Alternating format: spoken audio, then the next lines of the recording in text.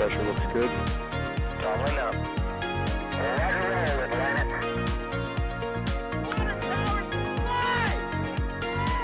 Flight downside, speed off. Speed off. Yikes. You bet. Okay. We don't need any more of these.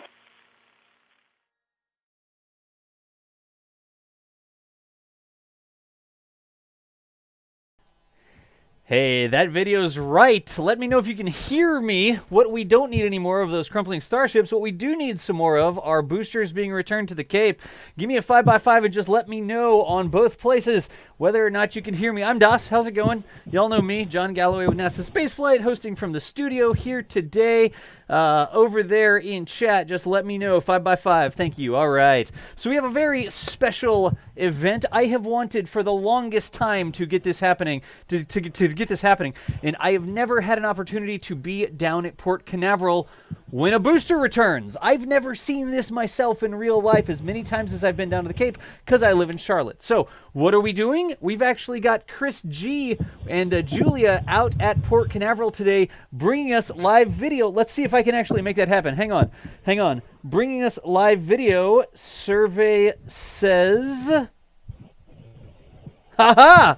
Live video, like I said. This is actually live from Port Canaveral right now. That is the booster that launched DM-2 on the Droneship coming back into port. It's sort of hanging off the port right now. We're waiting for the tugs to go out. They're going to pick it up. There's going to be a crew transfer maybe, and then we're going to get this coming right by the live camera back from the port. That's what I wanted to get set up today. Let me do this. Chris, are you reading us right now?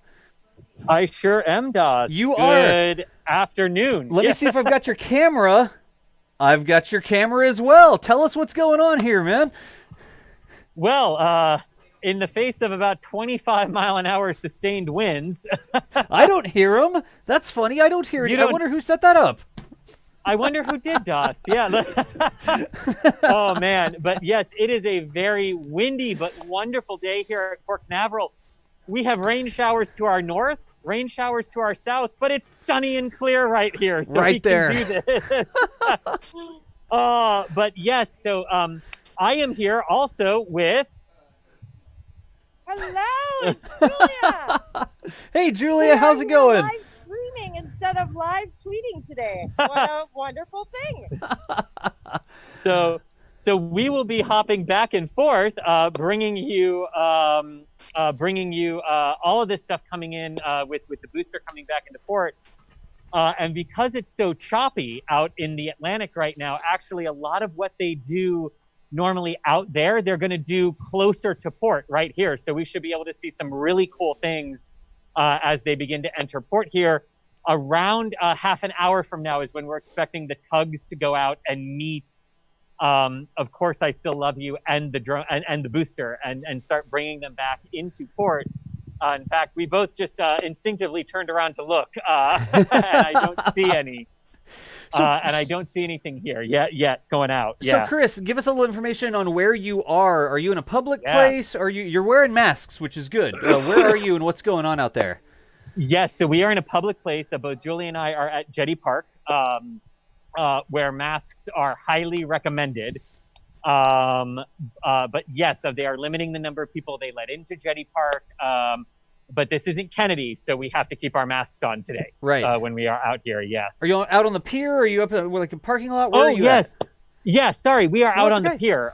Yeah, almost out toward the end of it. So as the booster comes in, you'll see people in frame, people fishing, people enjoying their day because it is a public place. So, you'll get to see some of the crowds that turn out sometimes to see a booster come back. Gotcha. And are they limiting the number of people into the park, or what are they doing there to make sure that people who come to see this are safe? 100%. Yes, they are. So they have limited it to just media who have badges from NASA.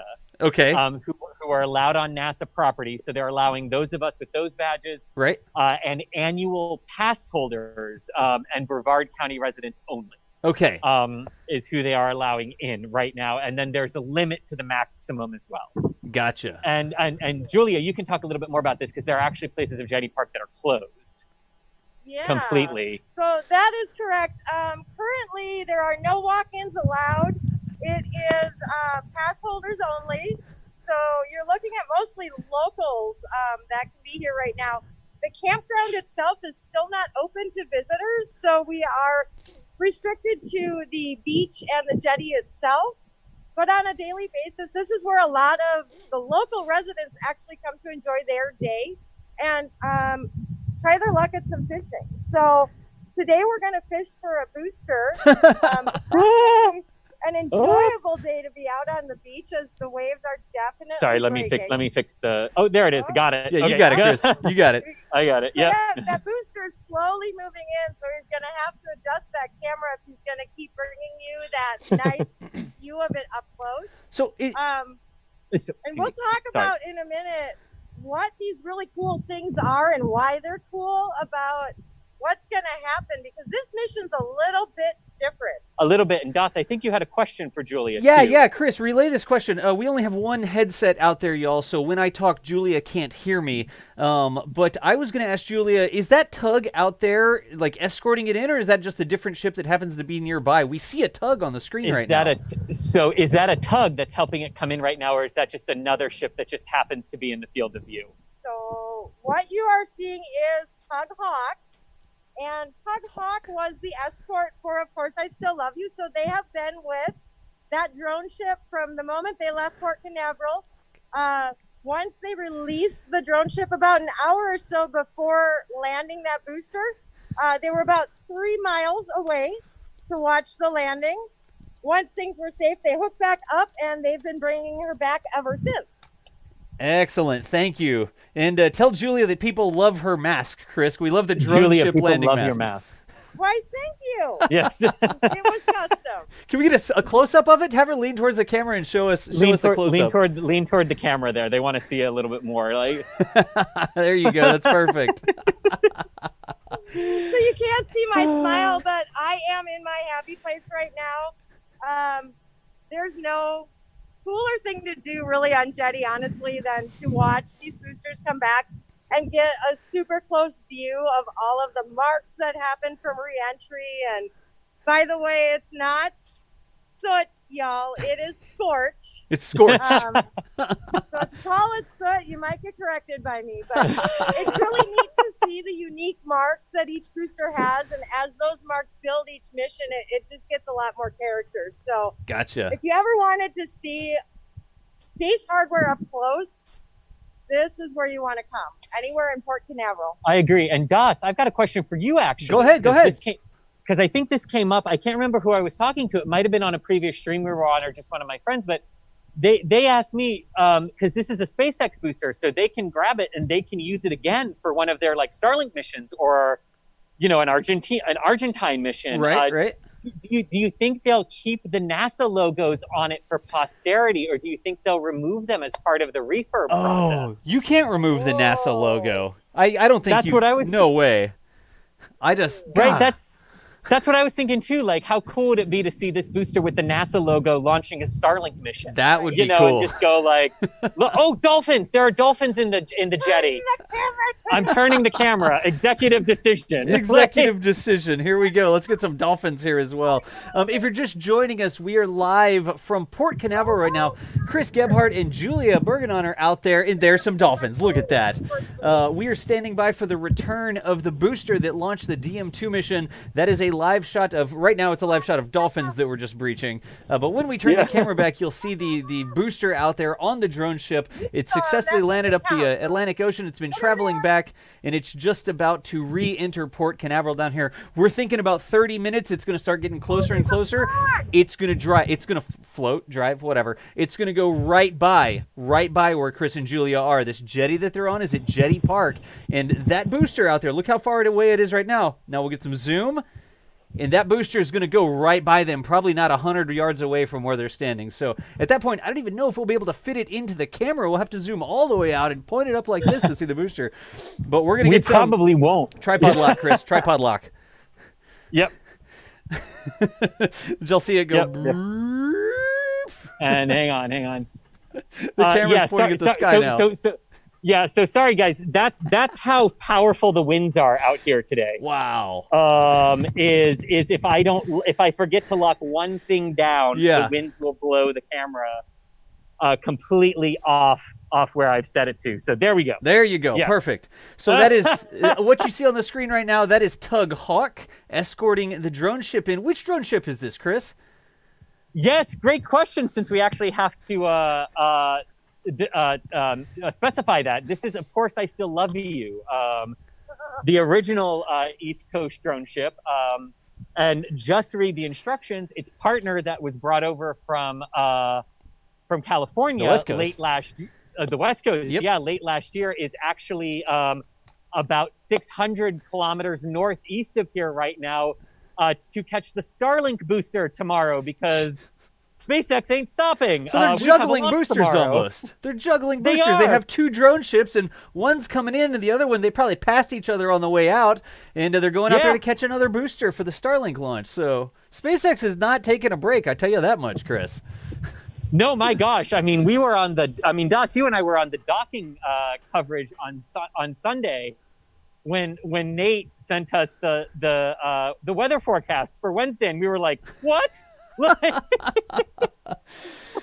Oh, geez. So you can continue to see, we see that drone ship moving. The booster that's right behind the camera, that's not a booster, it's a buoy. That buoy that's just going behind the camera there, you can see when there's something in the frame that booster moving. And in just a minute, the booster's actually going to go in front of this marker. You see that submerged danger jetty marker?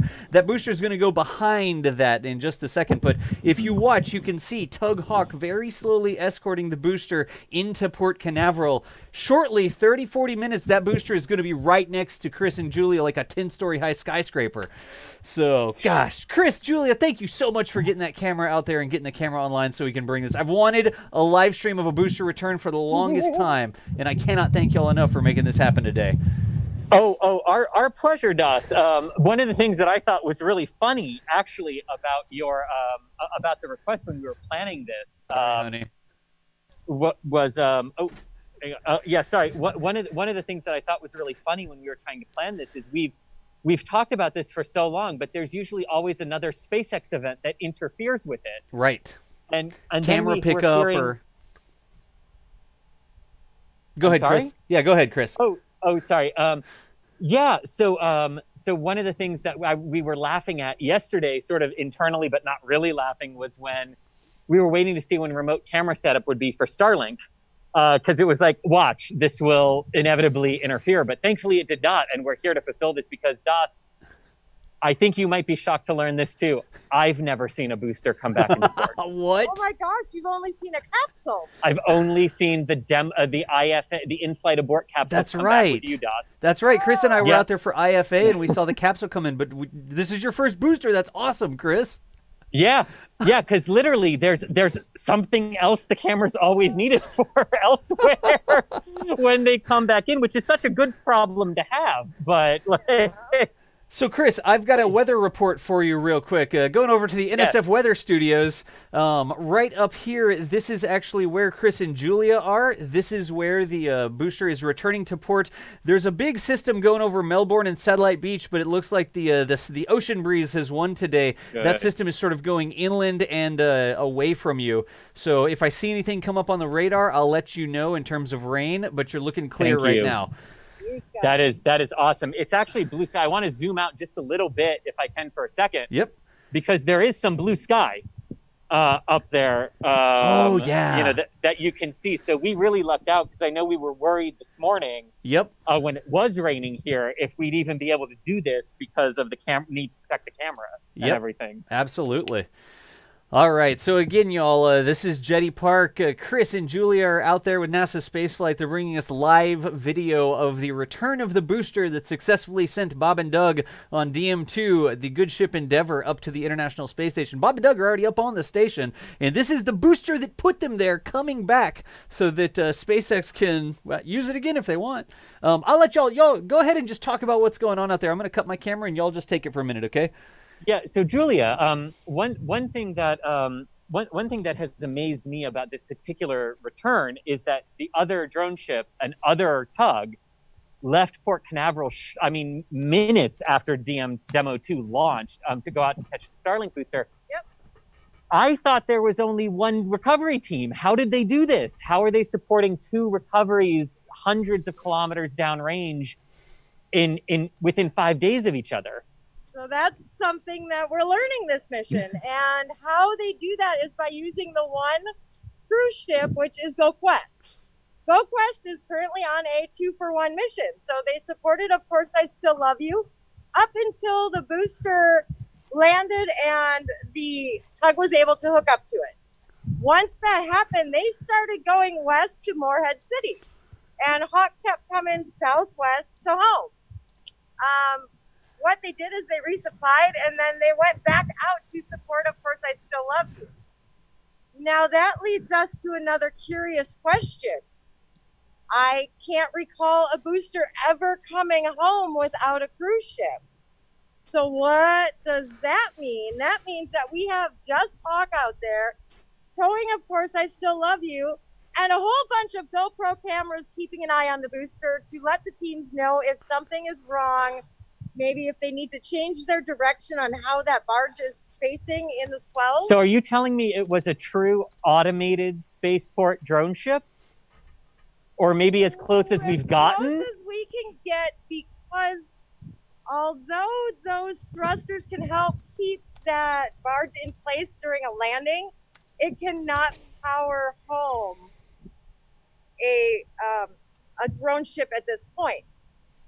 We will see what that means for, just read the instructions, who has the more powerful thrusters right now. My gut tells me those thrusters will just make it safer at sea in the turbulent Atlantic weather. So we're facing a hurricane season that's it's already started, right? We've got 3 tropical We've events. had at least 2 named storms, and I don't know if Cristobal has been named. Well, it's Cristobal, I think. Well, I can't remember if they were Yeah. saying it will be Cristobal or if it already has. Yes, Cristobal is off the Yucatan in the Gulf of Mexico, Right. headed for the Texas-Louisiana coastlines. Not Boca Chica. Boca Chica is not currently in the direct path of Cristobal. But yes, we have already had Arthur and Bertha and Cristobal either has or will be forming very shortly in the Caribbean. And hurricane season in the Atlantic technically began 2 days ago on June 1st. I know a lot of meteorologists who say we need to look at how we define the hurricane seasons in the Atlantic, because May is probably a much better month for the start of hurricane season now.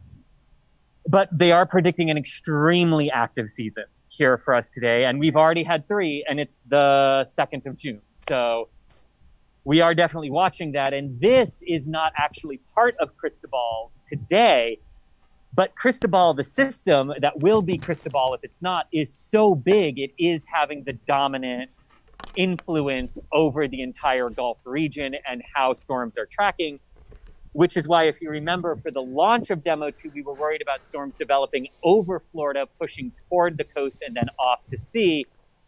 But today, what we were worried about was the exact opposite. The storms fueled by the tropical energy off in the Atlantic, pushing inward toward the coast instead. Right. So right now, you should be able to see the booster coming around that danger marker right there at the edge of the pier. It is in the channel. It is in the channel approaching Port Canaveral right now.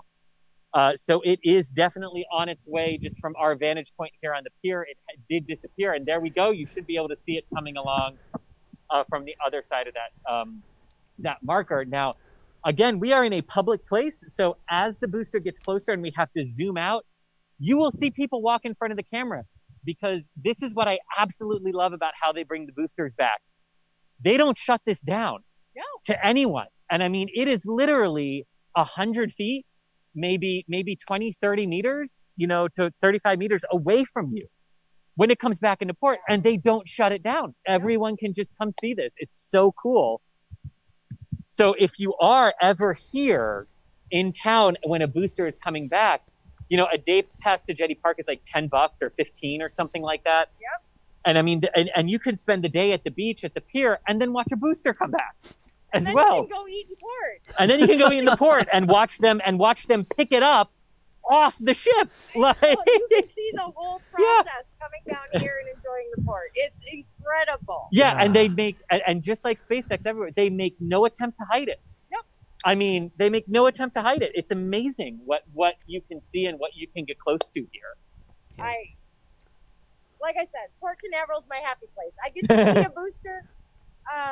I get to just enjoy the day, and I get to eat good food afterwards. So, yeah. And we don't mind about good food. We absolutely, the good food is the key. Yeah. Hey, Chris, Das is here. Yes. I am back. Can you hear me? Doug, how's it? I sure can. How's it going, man? Hey, just really quickly, I want to do some shout-outs here. Urban if you want SpaceX Man, thank you for the membership. Storms in Sawguy, thanks for the membership. Kloss District had a super chat and says, NASA Spaceflight brought to you by National Geographic and NBC. What? Come on, Clark District. Let me tell you who doesn't have footage of this today. National Geographic and NBC. NASA Spaceflight has the footage. Jeez. And then last one, Arman24. Thanks for the hard work, NASA Spaceflight. We appreciate you, Arman. Thank you so much for the kind words there. And then, Chris, I've got some questions coming through as well. We'll get those in just a minute. Yes, indeed. Did you just say like a joke that we didn't get to hear? Yes, I did. And the other thing I was gonna point out really quickly, is there somebody there taking pictures of you? Yes, there is. There was one of our friends is here taking pictures of us. Yes. Gotcha. Copy. All right. So I saw some people that were like right behind you, and I didn't know if we knew them or not. But we 100% do. Yes. Gotcha. Just making sure. All right. Yay! So here's a quick question from Rocket Nerd. Rocket Nerd says, NASA Spaceflight, what do you think they'll use the booster for? Y'all want to speculate on what this may be used for? Museum, another flight? Yeah. Yeah, so Julia, the question is, what do we think SpaceX will use this booster for next? Will they reuse it? Will it go to a museum? I know my answer to that. I'm curious on your thoughts. My thoughts surrounding DM-2 are that the capsule Endeavour, when it comes back in what is hopefully 4 months, after a 4-month mission, I think that will go somewhere, whether SpaceX keeps it and puts it on display, or whether it goes to the Smithsonian or something like that. I think the capsule will not fly again because of how historic it is. That is a perfectly good, once used booster that SpaceX needs for its Starlink flight rate, for its downrange manifest, for the potential CRS-21 mission of Dragon. I don't think there's any way they let this booster go until they have used it as much as they possibly can. But what are your thoughts, Julia? That's my thoughts exactly. As much as people would like to see this booster preserved, I think it does it the best justice by using it. That is what it was meant to be done, used for, right? And we've had a couple of these boosters take a dive into the Atlantic because of rough seas, right? Or because we haven't quite seen a 5th flight booster come home. And it just hasn't worked out, and that's part of the learning process.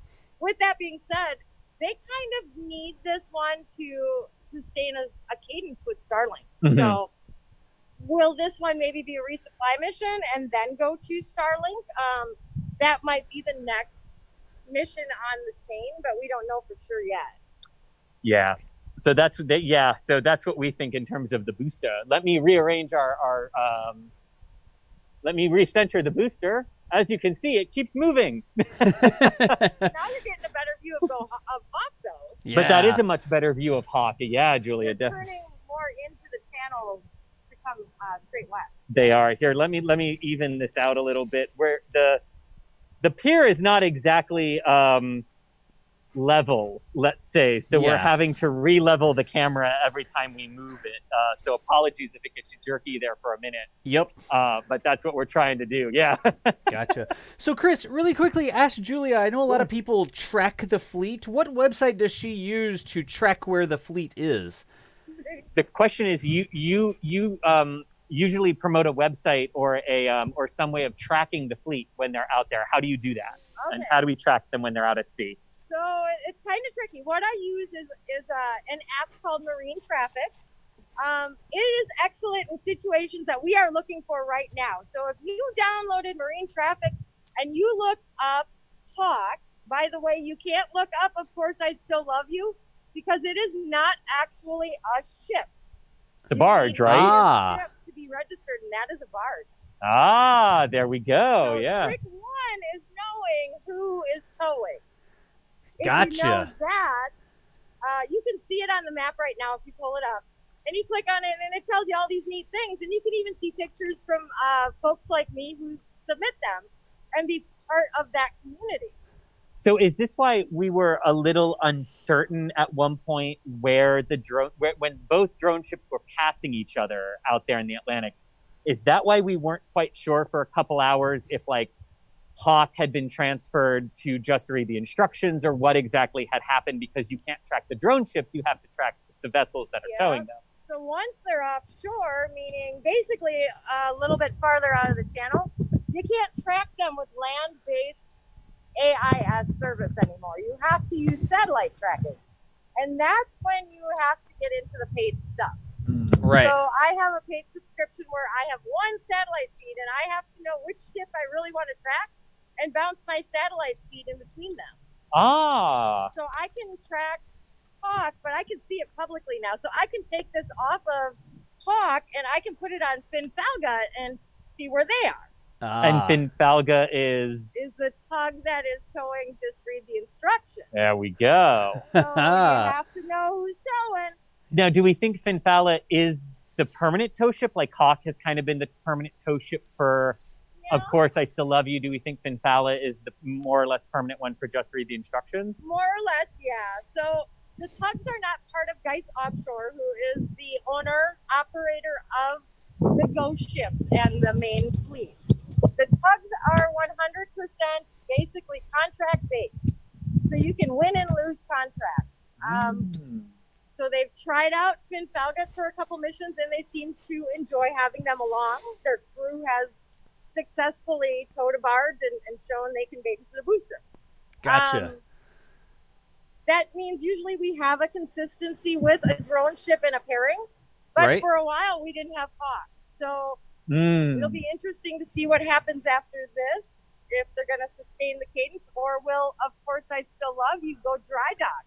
And get thrusters. We still have like we saw how they were updating Just Read the Instructions. Maybe this is the handoff when Of Course I Still Love You is taken out of service temporarily to upgrade it. Bingo, because we need some deck work too. We've been a little bit rough to that deck. So they're going to need some deck work. And while they're doing the deck work, how about we throw some fresh thrusters on there? And a little bit about those thrusters, y'all. They're enormous. A people per scale picture makes me look like an ant. Oh, wow. Yeah, because what? Of Course I Still Love You has handled, what, about 30 landings at this point? Yeah, and it's all on those thrusters that sometimes they have had to take off of Just Read the Instructions just to make this one keep going on this coast. Yeah. Gotcha. So she's on borrowed time with those thrusters Now, out in the Atlantic. I know, Julia, I know you've got the camera in your hand. You are itching to go take photographs. Dot, do we have another question before she can run out to the end of the pier and get some photos? So she is... What might happen before I go take photos? Oh, she want. Wait, what might happen, Julia? What might happen? So we were talking about GoQuest, but GoQuest isn't here.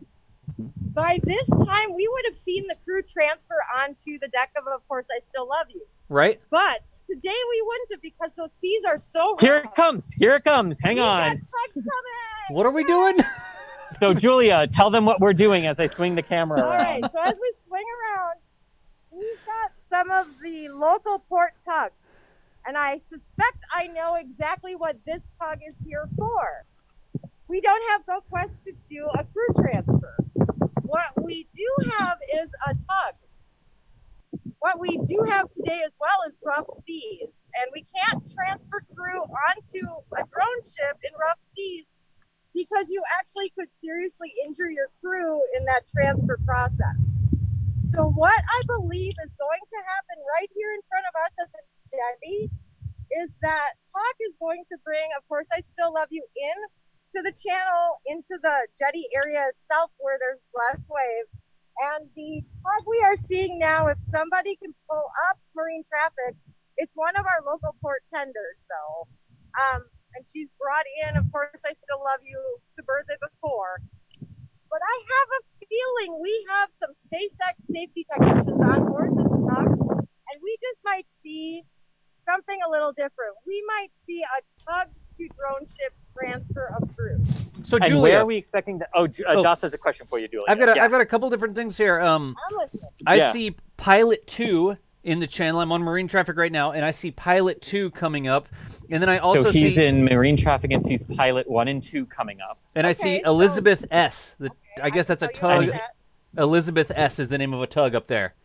And Elizabeth S. is the name of a tug he's also seeing. Then we've got Christine S. So Elizabeth and Christine, I see two tugs that are sort of coming out of the channel right now. So Elizabeth and Christine, and we can see them right now. So are those the two you're talking about, Julia? Yes. Yes. Is Elizabeth in the lead? Elizabeth is in the lead, yes. Elizabeth is in the lead, yes. All right, so my guess is Elizabeth has the crew. What happens is those pilot boats, they actually go out, and in order to come into Port Canaveral, you need a Canaveral pilot. They have a very rich history, a maritime history in that family, but the Canaveral pilots actually, just like on the cruise ship, they board your ship. So a pilot will board Hawk and escort Hawk in. So our captains actually don't do that part as you come into Port Canaveral, and that's to help. Nobody knows our port better than those pilots and how the channels work, where it's been dredged, where is the safest to bring it in. And I was going to see, I see really shallow sandbars just outside of port. We've had some rough weather and we haven't been dredged in a while. So it's kind of shallow. And you need those pilots to navigate you through, and they will help through the berthing process. So the pilot, one of the pilot boats will go out and board Hawk to bring them in the rest of the way. And my guess... Oh, sorry, they can't hear you if you sorry. turn away from my the microphone. guess is... I'm sorry, I got distracted by a helicopter. There's a lot to get distracted by here, to be fair, yes. So Elspeth 3, I'm hoping, has the crew on it. Okay. And I hope they stop like right by us. So Chris, So that's what we're going for. And that's something new that we haven't seen ever. So part of the learning process of what happens and what are these behaviors to know when things happen and when things might be wrong. Really cool. And Chris, right, look go around take and some pictures, Julia. See All if, right. I'll be back, y'all. Chris, look around and see if you can see the actual pilot boat, because I also show the pilot boat in... yes, let me swing around. It's out and headed for them, actually. Gotcha. Thank you. Yes, I see. Ooh. Oh, that's a person. That's a person. Hello. Hi. That's a person. Hang on. There's a lot of people there, actually. Nice. There we go. There we go. Yes. So there's really the pilot boat. There are a lot of people out here today. Yeah, and there's the pilot boat heading out toward see the wind again. Yep. That is not just read the instructions. Heading out toward Of Course I Still Love You. Yes, right out there. Yes. Yeah, rough. Yeah, and you can see, I mean, it is kind of rough. It is really choppy out there today. So you can see why they're trying to get as close into shore as they can before they do that crew transfer and everything. But here come the two, I'll swing it around so we can see the two tugs going out to get it when they get a little bit closer to us. They're still well in the channel, though, into Port Canaveral. Julie is going to try to get them to wave at us too. So yes, so that is good on that front. So yeah, if any of you watching have any questions, go ahead and throw them in the chat. Again, you're going to see people's heads. You're going to see people as we have to zoom out as the drone ship continues to get closer and closer with the DM-2 booster coming back in. So just bear in mind, this is a public space. And like we were saying at the top of the broadcast, anyone can come and watch these boosters come on in. And I think that's a huge part of the fun of watching people come to see these space events, these space rockets come back in. It's incredible. Absolutely, Chris. Incredible. Yeah. I don't see the worm. It's on the other side. The worm is sadly on the other side. But I might see it when we go down farther. So yeah, on, so when it comes by us, we might be able to see it on as it swings by. But unfortunately, the worm logo is not on this side of the booster that you can see right now. Yeah. But again, remember, this is like they're in front of us right now. They're going to be directly beside us. Then they're going to be behind us as they enter port. So we'll get to see most of the sides of this as it comes on in. So if you're wanting to see how the worm logo survived and everything like that on the side of this booster, bear with us. We'll see it as soon as it swings by us here. So very, very good. All right, Elizabeth is coming. The tug Elizabeth is coming up very quickly. There's a lot of crew on deck. I'm so excited. A lot of crew on deck of Elizabeth as she's heading out to go get, to go be the tug and the tender that brings, of course, I Still Love You into port here. Now, Julia, we should see Octograbber, right? Grabbing onto the base of the Falcon 9. So. Definitely.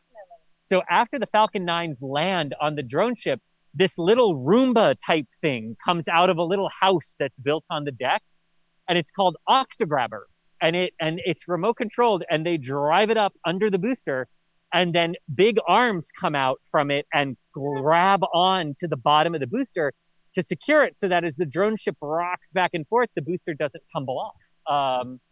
And we know, Just Read the Instructions has one as well, that they just built another one that is compatible with the Falcon Heavy center cores, so that we don't lose any more Falcon Heavy cores if we land them successfully on the drone ship. Exactly.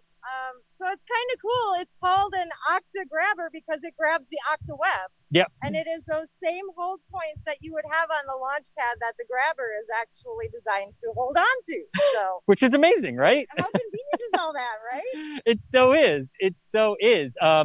Because I'm going to turn the camera around now because the tug Elizabeth is coming into is coming by us, or preparing to come by us. So hang on, guys. Let me turn this around for us here. All right, and there is Elizabeth. They are ready to transfer. They have helmets on. Yep. And They totally are ready to transfer now. Now, because there are people on board, I'm not going to zoom in so like we can see badges or anything like that. I want to respect respect their working environments and everything that they have too. But they should wave to us as well. Hey, John. But hopefully they'll wave to us as they head on out. Julia's going to try to get them to wave for us. But yes, there is Elizabeth S. going on out to get the drone ship. And meet it. So there we have it as all of this is happening. Port Canaveral, very, very busy today. And Port Canaveral will be busy again this coming weekend when we expect the Starlink booster to come back on either Saturday or Sunday as well on another drone ship. So these crews are getting some excellent practice today going out to get the Demo-2 booster.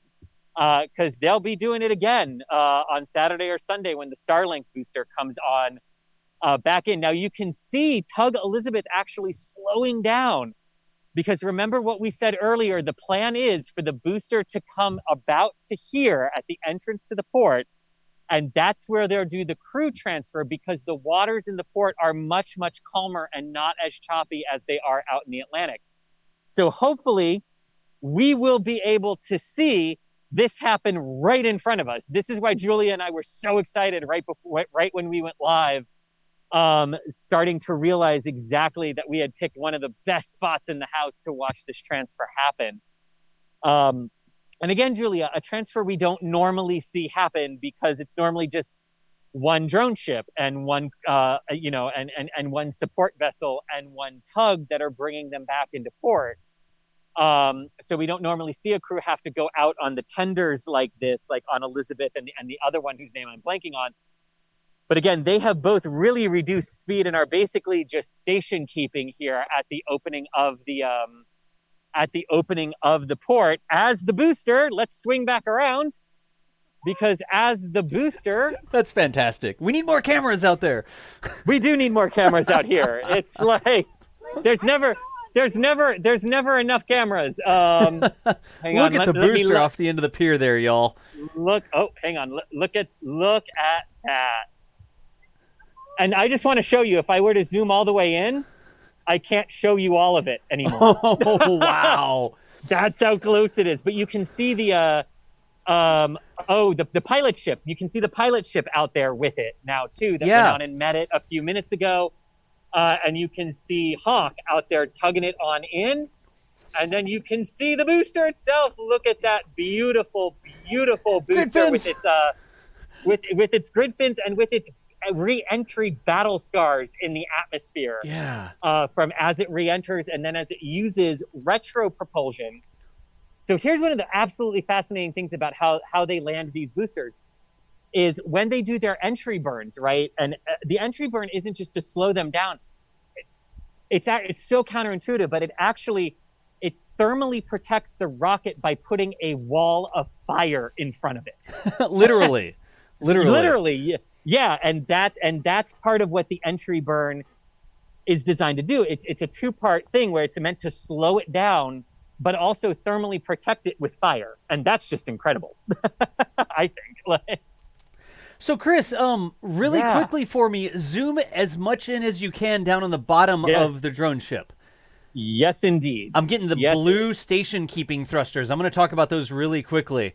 So, sounds good. Do y'all see right there the blue thruster? That it's sort of up out of the water right now. There's one on each corner of the drone ship. That's what it uses to stay in one place whenever it's out there waiting for the booster to land on it. So they'll put those station keeping thrusters down into the water. They sort of rotate down 90 degrees, and those have big generators and electric motors on them. They can rotate it in 360 degrees, and they can use that to fight the currents out in the Atlantic to keep that drone ship in a very specific position so the booster can come down and land on it. But it's that blue device. You see the blue thing right now? As we get closer, you'll see it looks like a big submarine propeller on an arm, and when it's out in the Atlantic, that actually rotates down into the water, and it can rotate that the thruster in 360 degrees, and it uses that to stay in one position so the rocket can land on it. Chris, I wanted to talk about those. I think that's one of the coolest bits of technology on the ship.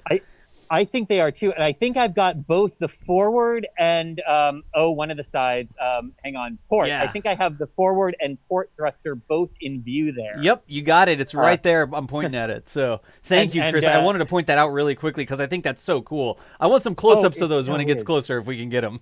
100%, 100%.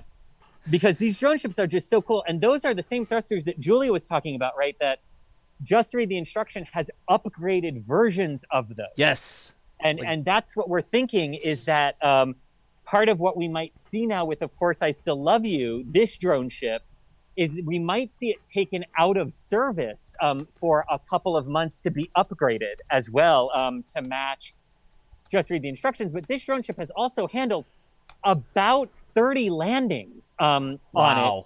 And we do know that one of the Starlink mission, I'm thinking it was one of the Starlink missions earlier this year where the deck kind of crumbled and they realized that they needed to refurbish part of it. So we're thinking that they're going to actually take this out of service to refurbish it and bring it up to the same specs as Just Read the Instructions. Right.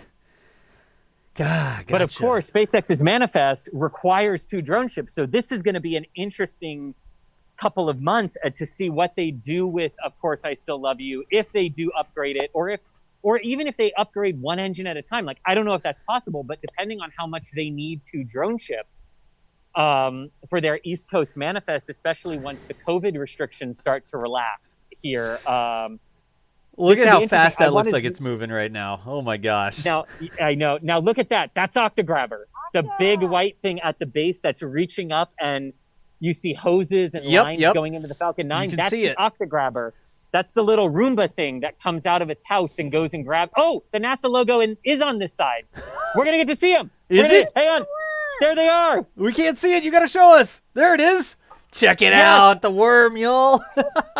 Look at that. Look at that. And the meatball's on there, too. And the meatball. That's okay.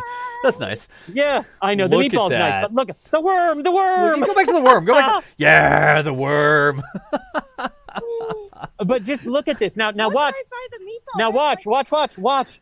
Here they are. They're right in front of us now. Oh, wow. Guys. Look at that, y'all. Again, if you're just joining us, we're live. Julia and Chris G at Port Canaveral right now. That is the return of the booster that took DM-2, the SpaceX DM-2 mission. Astronauts Bob and Doug going up to the ISS. They're at the ISS right now, and that is the booster that put them on the way there for the first time ever. This is the first booster that launched crew. Crew. And Chris, one thing real quick. If you frame it on the extreme right-hand side, we can't. We have the cameras. We have the face cameras in front of it there. Oh. Sorry. Yep. And I can turn those off as well. I'll try to turn those on and off as we're talking because it's going to get so close we can't even see the whole thing almost. Well, yeah, and what I'm trying to show you here too is look, there's Elizabeth. Yep. With all the crew on the front of it. With the crew on the front of it, yeah. And here comes the drone ship. And here comes that booster. And we're zoomed all the way out now. That's wow. So I want to zoom all the way in. Get us a grid fin or something, can you? Oh, look at that. It's actually a little bit harder to track the rocket smoothly when it's so close to you. Is. Look at that. Wow. Look at that. There's the top of her. Grid fins. And then The interstage, there the they black. are. Yep. Yeah. Jeez. So here they come. So Julia, yeah, talk to us, Julia. So what needs? Oh, hi. So what needs to happen is Elspeth is going to need to line up with the stern of the ship. Right. Of course, I still love you because there is a safety wire on the back for them to be able to clip onto there and be able to literally swing across and hop on board. So No everybody kidding? that we just saw on the bow of Elspeth is about to hop on at the stern of Course I Still Love You. And they're just going to play a little Look bit at of this. and they may have the assistance of the other port tugs to slow them down because now they have momentum Right. on their side, right? And we don't really want momentum as you're transferring through. Yeah, look at this. Look at this, Yeah. guys. I mean, look at Elizabeth just, veering toward Yeah. the drone ship. It like there. swung in right behind it, like no big deal. It's that the captain of that's just the captain of the Honestly, ship, about right? The coolest thing I've seen in a long time because I've got a meatball, I've got a worm, I've got people transferring onto. Look and at this this. Look at this. Look at this. Look Chris, at this. Chris- I don't even want the booster. I want to see what they're going to do. Yeah, here. I want to see the screw. Look at the people up at the front. What happens out at sea Yeah. as they ready the drone ship for a landing. And that is So the you're Elizabeth gonna S. see what actually Yeah. happens out there. Yeah, look at that. Look at that. She's almost touching the drone ship. Look at this. Are they gonna boop? Right They're now. gonna boop. Look at that. Look Boop. at that. They're gonna love tap. Look at that. Wow. And they're gonna get up connected to it, I guess. And they're still Look at that. underway. There you go. There you go. The jump. And he's So on the they ship. jumped onto the. Look at that. Look at that. Just suddenly go you on just in. hop aboard, and now you're on the drone ship. That's I've never seen that, but boop, there you go. Look at that. Look at that. Wow. Craziness. Look, I feel like they should ask the booster permission to come aboard. Right? Can we come onto your house, Mr. Booster? Yeah, the Like- booster is the only resident of that drone ship right now, and they're just all hopping over there. Wow. Look at that. That is cool, y'all. Hold on. That is so cool. That is so cool. Now, Das, would you like us to stay here, or would you like us to Let's to get. to hand? Do you want us to stay here? Or do you want us to hand hold the camera Oh. and walk with it down to port? Zoom out real quick and give us a shot of the booster here. Just let's see what it looks like. It's like voice controlled camera, right? I just say what I Yes. need and then it happens. Chris, wow. So you're saying that they're gonna slow down up here and they're gonna we could get the camera closer again while they slow down, or what would we expect?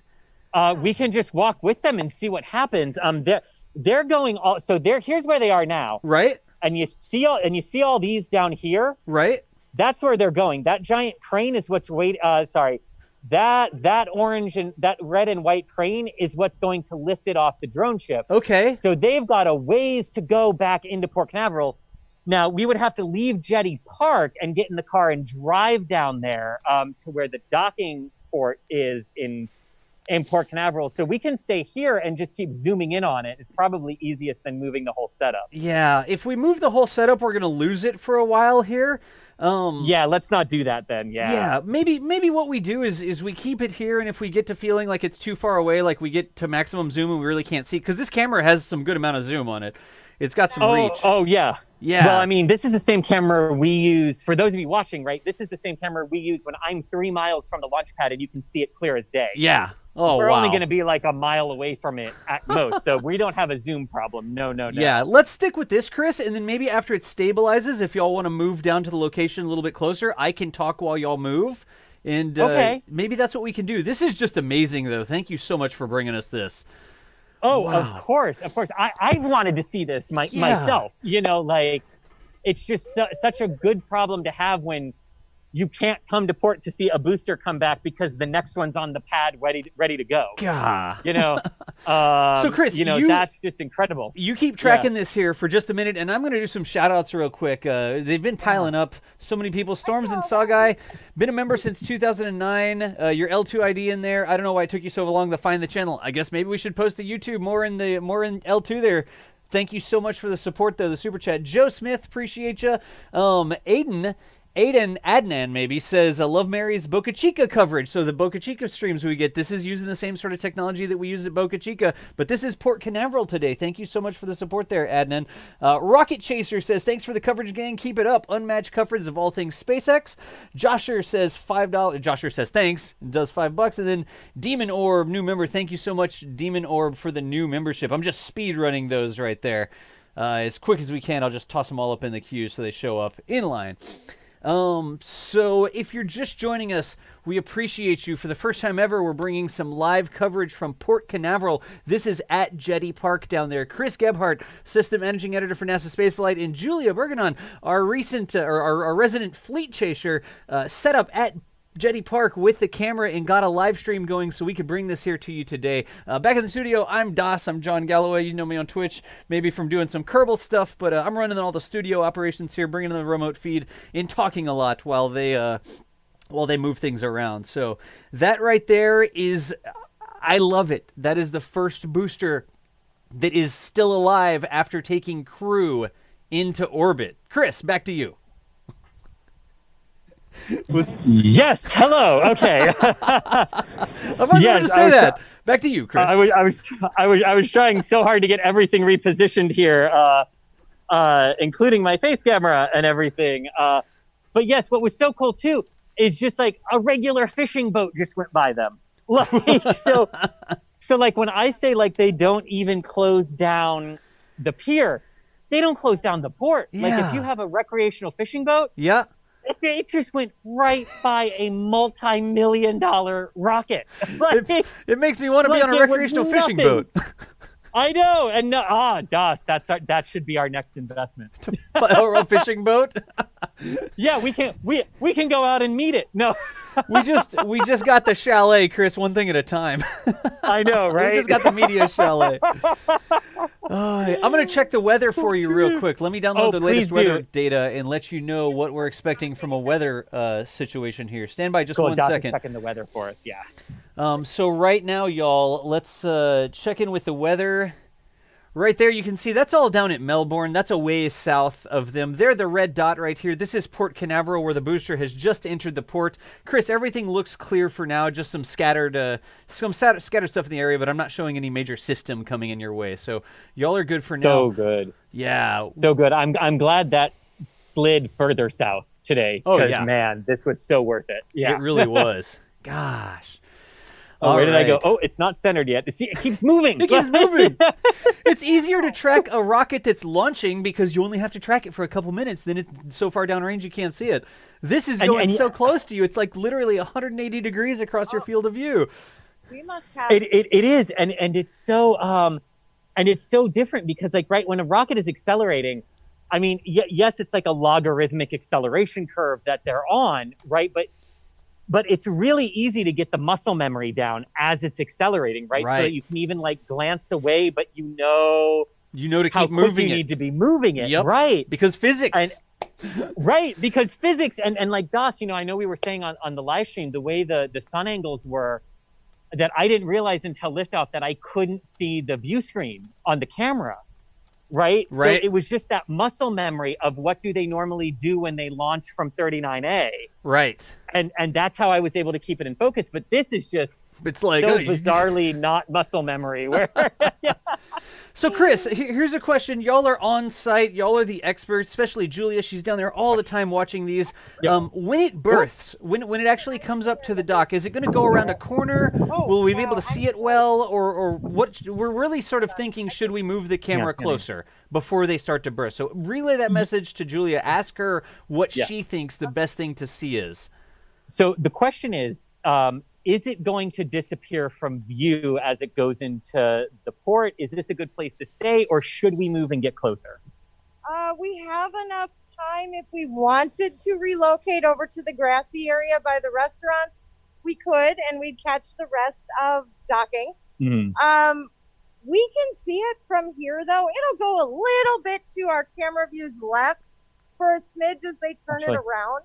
Yeah, and I want to show you. See that red and white crane? Right. Yeah, that's the crane that it's going to dock next to. That's going to lift it up. So we're not going to, like, we'll lose maybe the bottom quarter of it. Like maybe we won't see the landing legs and there's the a building octograbber, or something. Yeah, a small little building, but we're not going to like lose it so we can never like that. We won't see it. And to be fair, you know, some of these times when these boosters come in like this, you know, they'll come in today and maybe they'll get it hooked up and off today, but it might be tomorrow. Yeah. We just have no way of knowing what their schedule is. Because of the wind that we're experiencing right now, the chance of them actually doing crane operations with the cap and lifting the legs are kind of slim. It's looking more like maybe it'll be on tomorrow's workday tasks. So they'll make sure the booster is secure, possibly crane the cap over. But I've seen where they've had to leave it overnight without a cap on because it was just too windy to get some of that sensitive equipment that latches on to attach without damage. And I would imagine you don't want a multi-million-dollar booster swaying in the wind under a crane that you can't control. Yeah. And sometimes they like barely hoist it off the deck and retract the landing legs while it's still over the drone ship, right? Or do they all pick it up in? So Chris, stand before the legs have just 1 second, y'all. Gotcha. So Das has a question. Yeah. Chris, so Chad is pointing out the building is going to block the tugs, so we can't actually see the tugs doing their work. So I will leave this up to you and Julia. Y'all are running the camera. If we move the camera, maybe we can see the tugs as it comes up to the dock. If we stay here, we see it the entire time. It would probably take you 10 or 15 minutes to move, right? It would take us about 10 minutes to move if we wanted to. And to be fair, we have never tested the Solos and the modems lines of sight to cell towers from where we would have to go. Where you'd have to go? Okay. Right. And we can see we can see 2 cell towers right now from right here because you're on the jetty. You're out on the pier. You have good elevation. Your Port Canaveral is usually pretty good. But maybe this is the compromise. Maybe we watch it from here and zoom in all the way and just show us what's the maximum amount of zoom we can get on that thing. Oh yeah. That's the maximum amount of zoom. Okay, that's the maximum amount of zoom. Okay, right there.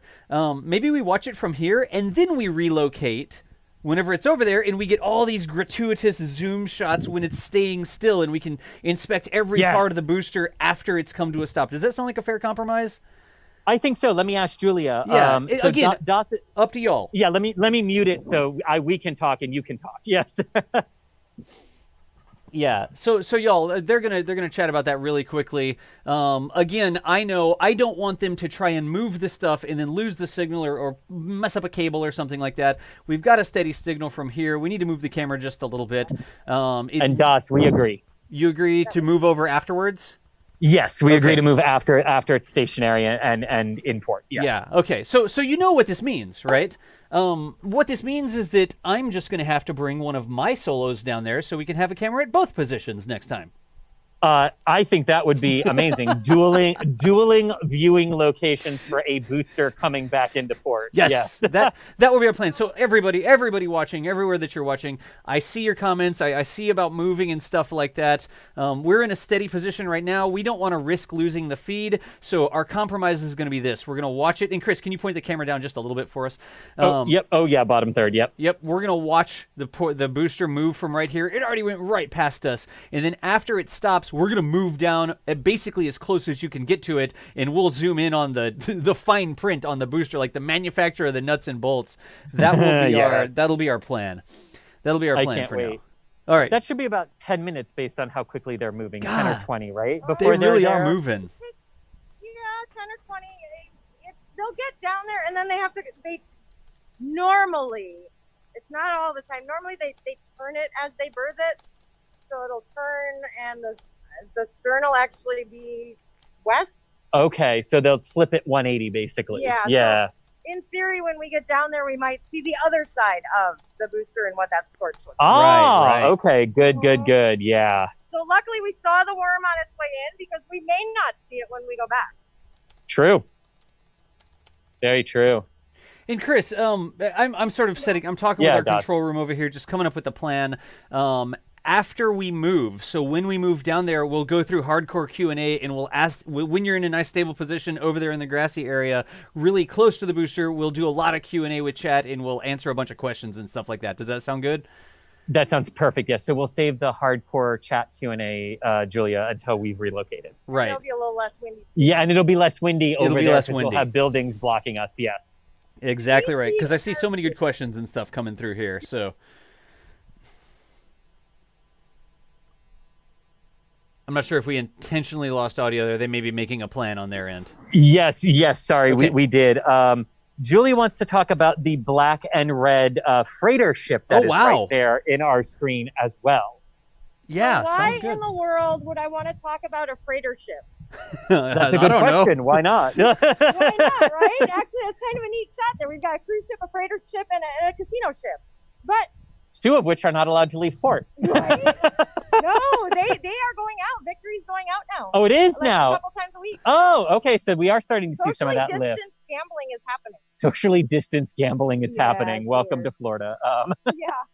So that freighter, you get a good idea of the size of that freighter compared to the drone ship that just passed it, right? Yeah. That freighter is roughly the size of what used to be called the Stena freighter, which is now in the port of Pensacola being modified for Blue Origin and is yet unnamed. Oh, the but Blue will be Origin catching drone the ship. plan. Ah. So that gives you an idea of what size-wise, roughly, we will be seeing join us in port. Wow. And that's huge, isn't it? That's a huge ship. So it's like a double-decker row-row. Row-row means roll on, roll off. And we don't know So help all of us non-nautical people out. So Yeah. if you are a roll-on, roll-off ship, think a ferry ship that would bring, you can load your like vehicle on cars. it, like Yes. a car. Or in this case, we have one that docks here that delivers brand new cars to port, and they roll them off by driving them off. Oh. So you have two levels to it. So imagine, and by the way, I have no idea what Blue Origin's plans are, but I know what I would want if I owned a drone ship. I would want to land my rocket, have a crane that I could lower it onto a transporter, and an elevator like on like an aircraft carrier that I could open up and put my transporter and rocket ready to roll out when we got back to port. Below deck, not exposed to salt water. So let's take that. Like a deck that would sort of like retract it down underneath the ship to protect it from sea air. That's my dream drone ship. Oh, that's intriguing. I don't know what theirs is going to look like, but they do have two levels. So maybe there's something that along those lines. I don't know. I want to know. Really bad, I want to know. But we won't know until we get some more views in Pensacola, really. Yeah. Yeah. And I mean, that's a good point that you bring up, Julia, too, right? Because the Port Canaveral is not just going to see SpaceX continuing to do this. Blue Origin will join them because all of the Blue Origin boosters are designed to land and be recovered for reuse and refurbishment as well. Yeah. So, and then we already have Rocket Ship who comes and visits. Right. So they deliver boosters and rocket Yeah. hardware. But what if? Today's going to be a game of what if, and we'll see what happens, right? A game of what if. I like it. What if Rocket Ship becomes a recovery ship, right? Chris is looking at me like, wait a minute, what are you talking about? But now wait a minute, Julia, because I'm sure what a lot of people are asking is how can Rocket Ship, a United Launch Alliance ship, be a recovery vessel when United Launch Alliance doesn't recover their rockets? But with Vulcan launching, hopefully soon, right? Vulcan is going to work toward the goal of recovering the engine pods. So the engines would actually release and be captured in a really cool maneuver with a helicopter that would hook line it, much like we saw Rocket Lab do, right? Yes, that's what I was just going to ask exactly how Rocket Lab plans to recover their first stage by bigger grabbing it with a helicopter. Yeah. Well, yes, because Electron is tiny. Electron's Yes. tiny, Vulcan a lot bigger. But now when you capture your engines with a helicopter, you need somewhere to land. What better Oh, place than a helicopter deck on Rocket Ship, who was just renamed, right? And we have a port right down there. They could come back here, or they could go right to Decatur. that's pretty cool. Now, these are my thoughts. I do weird pondering, but Well, we all do weird pondering. but yeah, and actually, you know what? While we're here too, while that's kind of doing some turning around, Yeah. Chris could show you where the Demo Mission 2 mission will continue in Port Canaveral when Bob and Doug come home.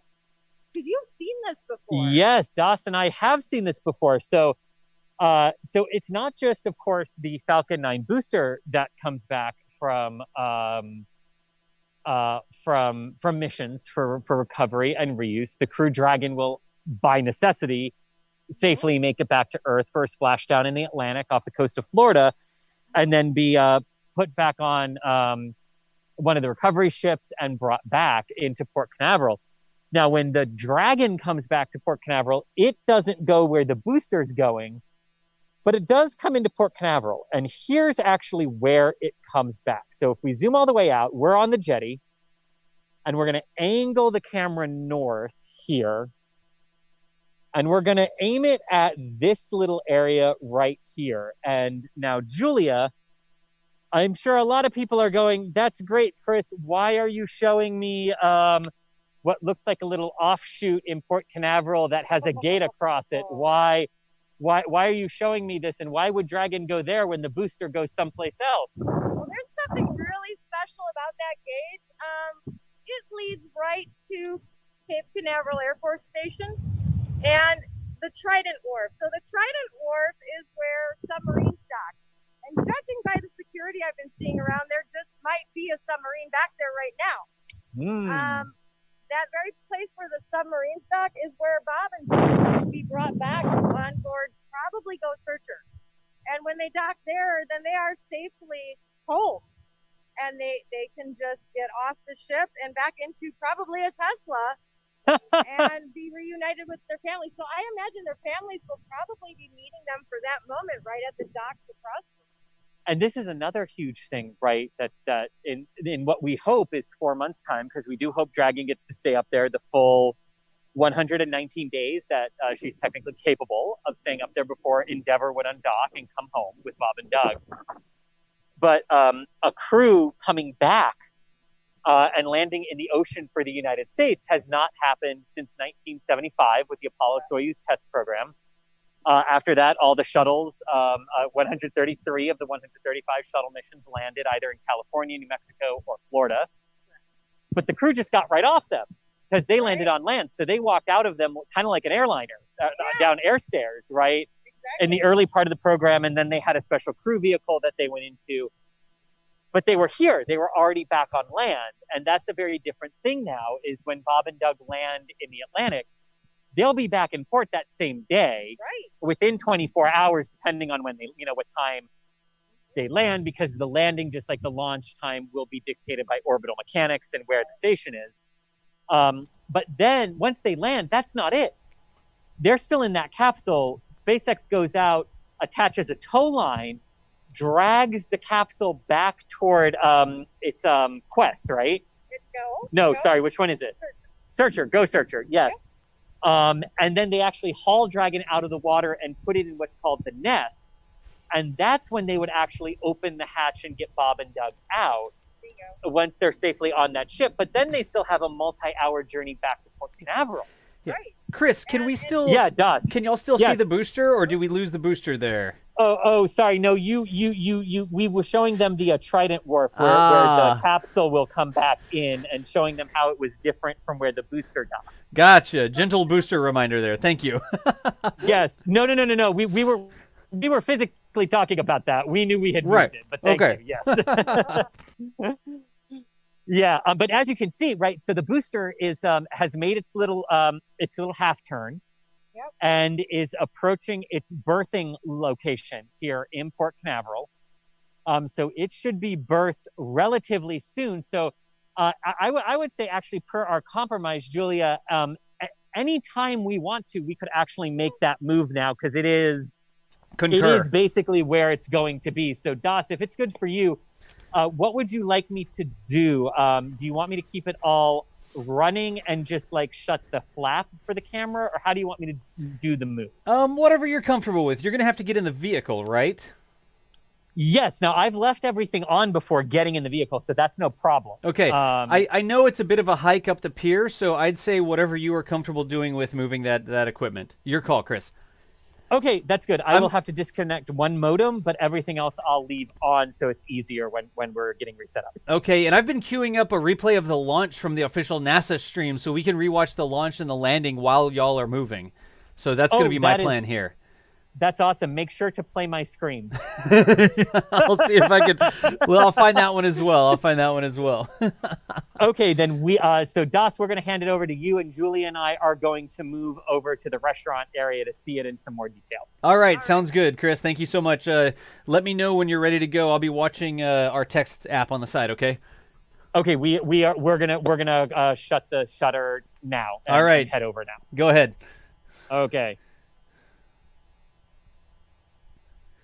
Survey says, all right, so like you just heard Chris and Julia say, they're actually going to move. We watched the booster go all the way back over to where it's going to berth, and they're going to move closer. They can get right across the ship channel from it, and then we'll be able to see basically everything there. So if you're just joining us wondering what's going on, Chris Gebhardt, Managing Editor for NASASpaceflight, and Julia, Resident Fleet Chaser, I guess we could say, are out at Port Canaveral right now. They've spooled up our remote camera. They're out there using a live view solo and a little Canon hand, like a run-and-gun Canon camera, and they are bringing us these fantastic views live from Port Canaveral of the booster, which literally just went right past them at Jetty Park over there. To reiterate, they are at a public location, but it was limited access for that public location today. So you can see that same thing. If you ever go down there for a launch and you know that it's going to be a drone ship landing for that launch, stay around. There's stuff to do in Florida, and if you stay around for usually it's going to be 2, 3, 4 days before the booster comes back, depending on season, stuff like that. You can go to where they were. They've eased the restrictions and stuff like that. Who knows what's going on with travel? You can go and stand right where they were and watch a booster go by just like that. Also, the capsules. Like Chris and I were out there for the IFA capsule, and when they bring the capsule in on the ship, you can see the ship go right past you on Jetty Park right there. It's on a pier right there next to the ship, the inlet for Port Canaveral. I was doing this. I was actually spooling up a replay of the launch. I saw a lot of people who were interested in a replay of the launch. So let me see if I can't pop over there right quick, and we'll just go ahead and turn all the cameras off. And so this is a replay. This is a replay of the launch from just one second. From just a couple days ago. Here we go. All right. Let's go ahead and do, that's the problem. There's the problem. I need to do that. That looks better if I do it that way. We need to go like that. That's better. All right. So let's roll this real quick. This is a replay of the launch from the other day. And did I get it close enough? Well, hell, let's see real quick if I got close enough or not. Oh, what? Yes, I actually had it just right. How about that? The Falcon 9 and Crew Dragon, go NASA, go SpaceX, Godspeed, Spot and Tug. So the booster you see flying right there, that is the booster that just came past on the drone ship. American spaceflight, and with it the ambitions of a new generation continuing the dream. 20 seconds into flight, stage 1 propulsion is nominal. Look at that. Again, this is all off the official NASA feed. This is their public domain video. Historic mission. Flying crew on board Dragon and Falcon 9, and look at them go. Look at them go. Falcon power telemetry nominal. Wow. And 1D throttle down. That booster's a lot cleaner here. Get ready for the period of maximum dynamic pressure. We're in the throttle bucket. So I'm curious, do y'all think they'll refly it or not? I saw somebody saying they don't think they'll refly. I'm curious as to whether or not y'all think they'll refly this booster or not. I can see both sides. We've exceeded Mach 1 on the Falcon 9. And 1D throttle up. God. We're throttling. You want my opinion on that, Doss? Oh, sure, Michael, go ahead. I say 99.9% chance it flies again. 99.9% chance it flies again? Yep. They just need it, or why do you think they fly it again? They need it to fulfill their Starlink manifest. And they've already lost 2 other boosters through failed recoveries in recent missions. So they're kind of low on boosters right now. So this will be quite important towards fulfilling their manifest. Gotcha. Because they actually spooled down some of their production capacity for boosters because they can reuse them, right? So you have to maintain a certain number of boosters to keep flying your missions.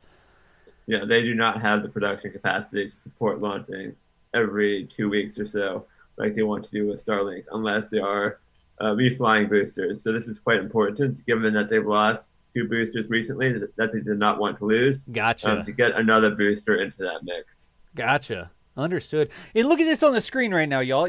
Oh, of course you can't see the speed. Well, the speed says that it's going 5,500 kilometers per hour. So it's going to get going a lot faster than that before it's done.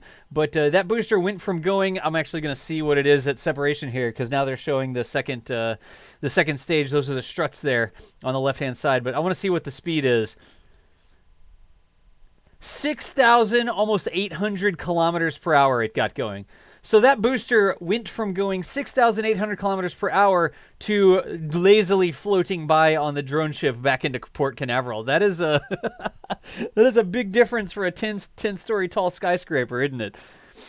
Ah, yes. So I'm going to go forward here. Let's go see if we can find the landing as well. Of course, the image you see on the right-hand side, this is the replay. That is the Merlin vacuum engine that was pushing Bob and Doug, the astronauts on the left-hand side, on the rest of the way on their journey into orbit, getting them going fast enough so that as their Dragon crew spacecraft falls towards the planet, it misses. That's literally what being in orbit is. You're falling and missing the planet. But they continued on the way up to the International Space Station. As of now, update, they actually successfully boarded the space station and are there acting as space station crew now, doing science and all of the other things that space station crew members do. So as we keep running the replay here, I'm going to bring the audio up, and I'm going to check in with Chris G to see what their status is on the move. We are going to be back with the live camera back from Port Canaveral. We're just moving it to a better location. SpaceX nominal trajectory. Acquisition of signal in Bermuda. SpaceX Dragon nominal trajectory. All right, here in nominal trajectory, so Dragon pointed in the right direction, continuing to make their flight uphill. Heard acquisition of signal Bermuda. That's one of the other ground stations that they're using to get telemetry and data back from this spacecraft. Stage 2 propulsion is still nominal. And while they continue uphill, looks like we are getting a view of the first stage as well. Yep, on your right screen, you can see that first stage with the grid fins deployed. It's making its way back to attempt to land on our drone ship. Of course, I Still Love You Today. Spoilers, it worked. We just saw it go by at Port Canaveral. Go ahead. I mean, that's just crazy. There is that entry burn beginning. So what you see on the screen right now, that's a big portion of why we get those scorch marks on the booster. When the booster went by, we're going to see these scorch marks. I want you to look for them. The scorch marks are from this supersonic retropropulsion. They're literally using... Wait, was that the... That was the landing burn. I'm sorry. I waited too long. That was actually the landing burn. Earlier, when it had the supersonic retropropulsion, that was the scorch mark sort of coming up the side of the booster as it literally used... Go ahead, sorry? That was the entry burn. Was that the entry burn? I just saw landing burn on the screen right now. Yeah, I don't... Forward? Did you forward, or were you watching it live the entire time? I don't think that I fast forwarded. Oh, okay, never mind. Yeah, I'm watching the timeline on the bottom. Yeah, you're right. Yeah. So it just it just shows that the booster landed on the drone ship. But what I was trying to point out there, as it went through these burns, let me see if I can go back to it. I'll see if I can find the entry burn here, because there's Max Q, there's Miko through the timeline. I'm just gonna fast forward. What? Yeah, that was the entry burn. Has this video been edited? Yes, it's SpaceX DM-2 Flight Day highlights that I got from NASA.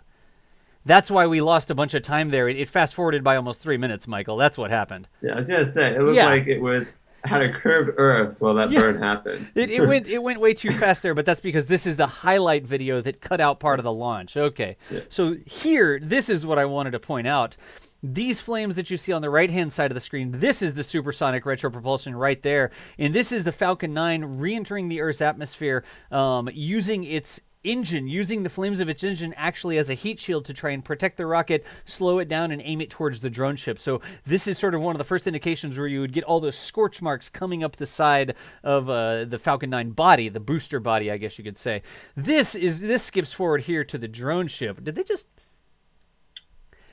Michael, that's why it's confusing, because it goes from really this is still the entry burn, and then they show a picture of the drone ship after landing burn. Like, that is a bad edit. Just going to point that out. That's why we were confused.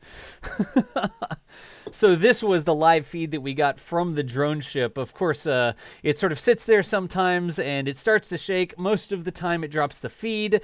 I want a buoy out there that's also pointing at the side of the drone ship that doesn't lose the signal. They lose the signal so often, they've actually improved a graphic there for when they lose that. But I know that we fast forward just a little bit, and we see the booster on the drone ship. Now, this was hundreds of kilometers downrange in the Atlantic Ocean. Fast forward a couple days to here where we are right now, and we just saw that booster go coasting by at Port Canaveral. So the booster that you see on the screen, left-hand side right now, like I said during the live stream, for the first time we see a booster landed on the drone ship and the astronauts that it carried into orbit on the right-hand side of the screen. That's the first time that that's happened, y'all. So, okay. So I am going to go ahead and check in here as well. Let's just switch back over to this one. And I can do some Q&A as well. If you're just joining us, you're wondering what's going on. We are waiting for Chris and Julia to move that camera. They've relocated the NASASpaceflight live view solo, and the camera that we've got out there at Port Canaveral. We're going to have the live view from right next to the booster shortly. I actually see it starting to come online here, like the solo is spooling up its video feed. I've got a big monitor that shows me all my remote video feeds from all the cameras. I can bring up Boca Chica. I can bring up whatever Chris is pointing his camera down at the Cape at. I've got NASA feeds that come in. If y'all saw my tweet, I have all those things. And I see it flickering like it's trying to come online here. So we're waiting for Chris and Julia to move to this location where they will literally be right next, right across the ship channel, I guess, from the booster, so we can get some really close-up views to it. I will just type really quickly, status check. Lots of chat is talking about the booster going to a museum. That's still possible. Yeah, go ahead, Michael. It's just only going to happen after the booster flies several times first. Right. So hopefully every time this booster flies, it will land successfully so they get it back, and one day it can go in a museum. Right. Gotcha. So like Michael was saying, that's Michael Baylor there, the voice you hear. We're discussing whether or not the booster would go to a museum or be flown again. Michael thinks it's going to fly again because they need it to keep the launch manifest going. I see the other side of the argument. Wow, put it in a museum. It's the first returned booster. I mean, technically, we got shuttle SRBs back. We didn't ever get the external tank back. The shuttle had its engines, and they came back. I mean, it's the first Falcon 9 that's taken crew into orbit. Nobody's going to argue about that, right? So I'm going to do this real quick as well. A couple super chats came through. People to thank. Tim Reedy says, your coverage has been incredible. And as always, lads and lasses, I've had a busted foot for 2 weeks, and you brought some order to the chaos of my life here in Estonia. Thanks a million, Tim. You are welcome. We are so happy that we were able to bring you this stuff live. I mean, this is all homegrown equipment, all the remote video feeds and stuff like that. That's what I design, and I'm just using consumer equipment, things that like LiveView provides. They make news broadcast stuff, and they have a consumer version, and then rolling up how to get it online with modems and the cameras that we use. That's my bag. That's like what I love to do. So I'm so happy that we're able to bring you these live feeds from all these cool events that are happening. I put this in a message to a news organization. Y'all know that a bunch of news organizations used our footage without permission, and I've been handling tons of discussions with news organizations, right? Just trying to make sure that all the hard work that goes into making this works is protected. And I told the news organization, you know, we're out there at Boca Chica every day. Mary's out there at Boca Chica. She's recording video every day. If there's tests on, we have our equipment spooled up to bring a live stream to you every time there's going to be a test, right? And then the one time it happens and we get this 20 seconds of crazy video talking about, of course, Starship, the Starship anomaly, the explosion that happened, it takes a lot. It takes a lot for us to get those videos running every day. And then we have hundreds of hours of video where nothing really happens. It's not that big of a deal. And then we get this one video that everybody wants to use. So I feel sometimes like people don't, news organizations don't appreciate or respect all the work that goes in behind the scenes. Mary keeping stream stuff going. Chris G making sure everything's ready to go for the streams today. All the stuff that happens in the studio and with the overlays and everything, like everything that goes into making these things happen. It does take a lot of work. So we appreciate the support. We can do it because of you. Thank you so much for letting us be able to do this. Absolutely.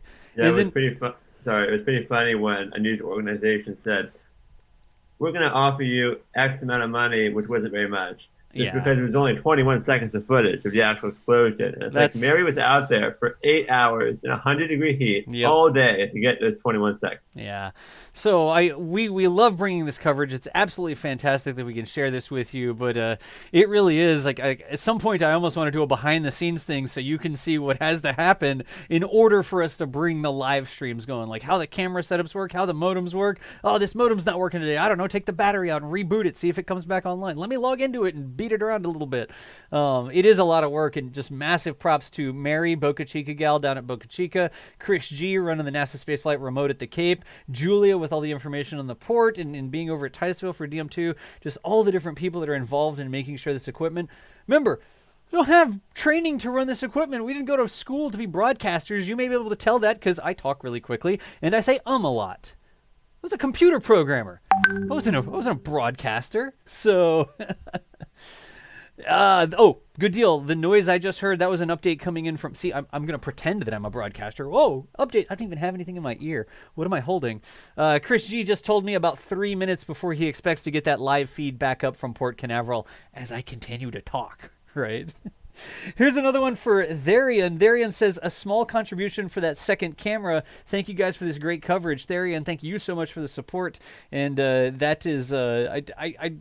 I just want to go down there. I have another Solo sitting on my desk right here that I could use. We could get 3 camera angles going if we wanted to. But thank you so much for the support there. Jala J, $10 says, oh, of course I so love you, was like, gotcha. Thank you, Jala J. And then DYU89, DYU says, great shirt. It's chroma keying out here on this camera, but I've got my Kerbal shirt on. That's sort of my deal. Hashtag sponsored. They gave me the shirt for free. So Das, your Kerbals are blue. I know they're green. They're chroma keying out with the green screen here. So awkward. Ah, yes. So, anyways, did I miss anything else there, Michael? We're gonna do a bunch of Q&A once they get their feedback online. I mean, I can answer a couple questions while we're waiting. Sure, if you want to. And again, I don't really have any other video or anything like that prepared to show. You know what we should have done, Michael? We should have rolled a Port Canaveral video. That's what we should have done. Yep, that would have been an idea. That would have been an idea. We literally have a 10-minute video that talks about Port Canaveral and how it supports space operations. It's not like we come up with run of shows or schedules or anything like that. It's literally, what time should we be live? I don't know. This sounds good. All right. And then we sit down and we go live and the camera feeds work. And whoops. Oh, jeez. Jack. What is this from Jack over here? 99 cents. Appreciate you, Jack. You're not allowed to do that. You're one of the. You're part of the crew.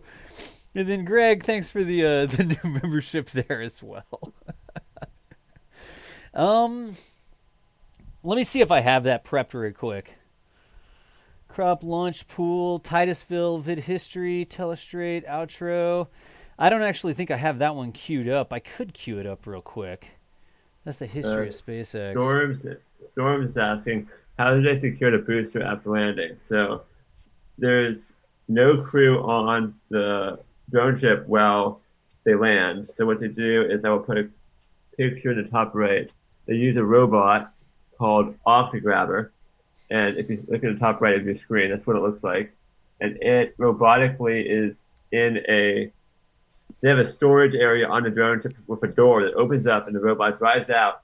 It has 4 arms that reach up and grab the bottom of the booster, and then it secures it to the deck because it has this nice long rubber tracks, which increase the surface area of the booster. Because when the booster lands, it has these 4 legs. So there's only those tips of those legs that are touching the drone ship. There's not very much surface area.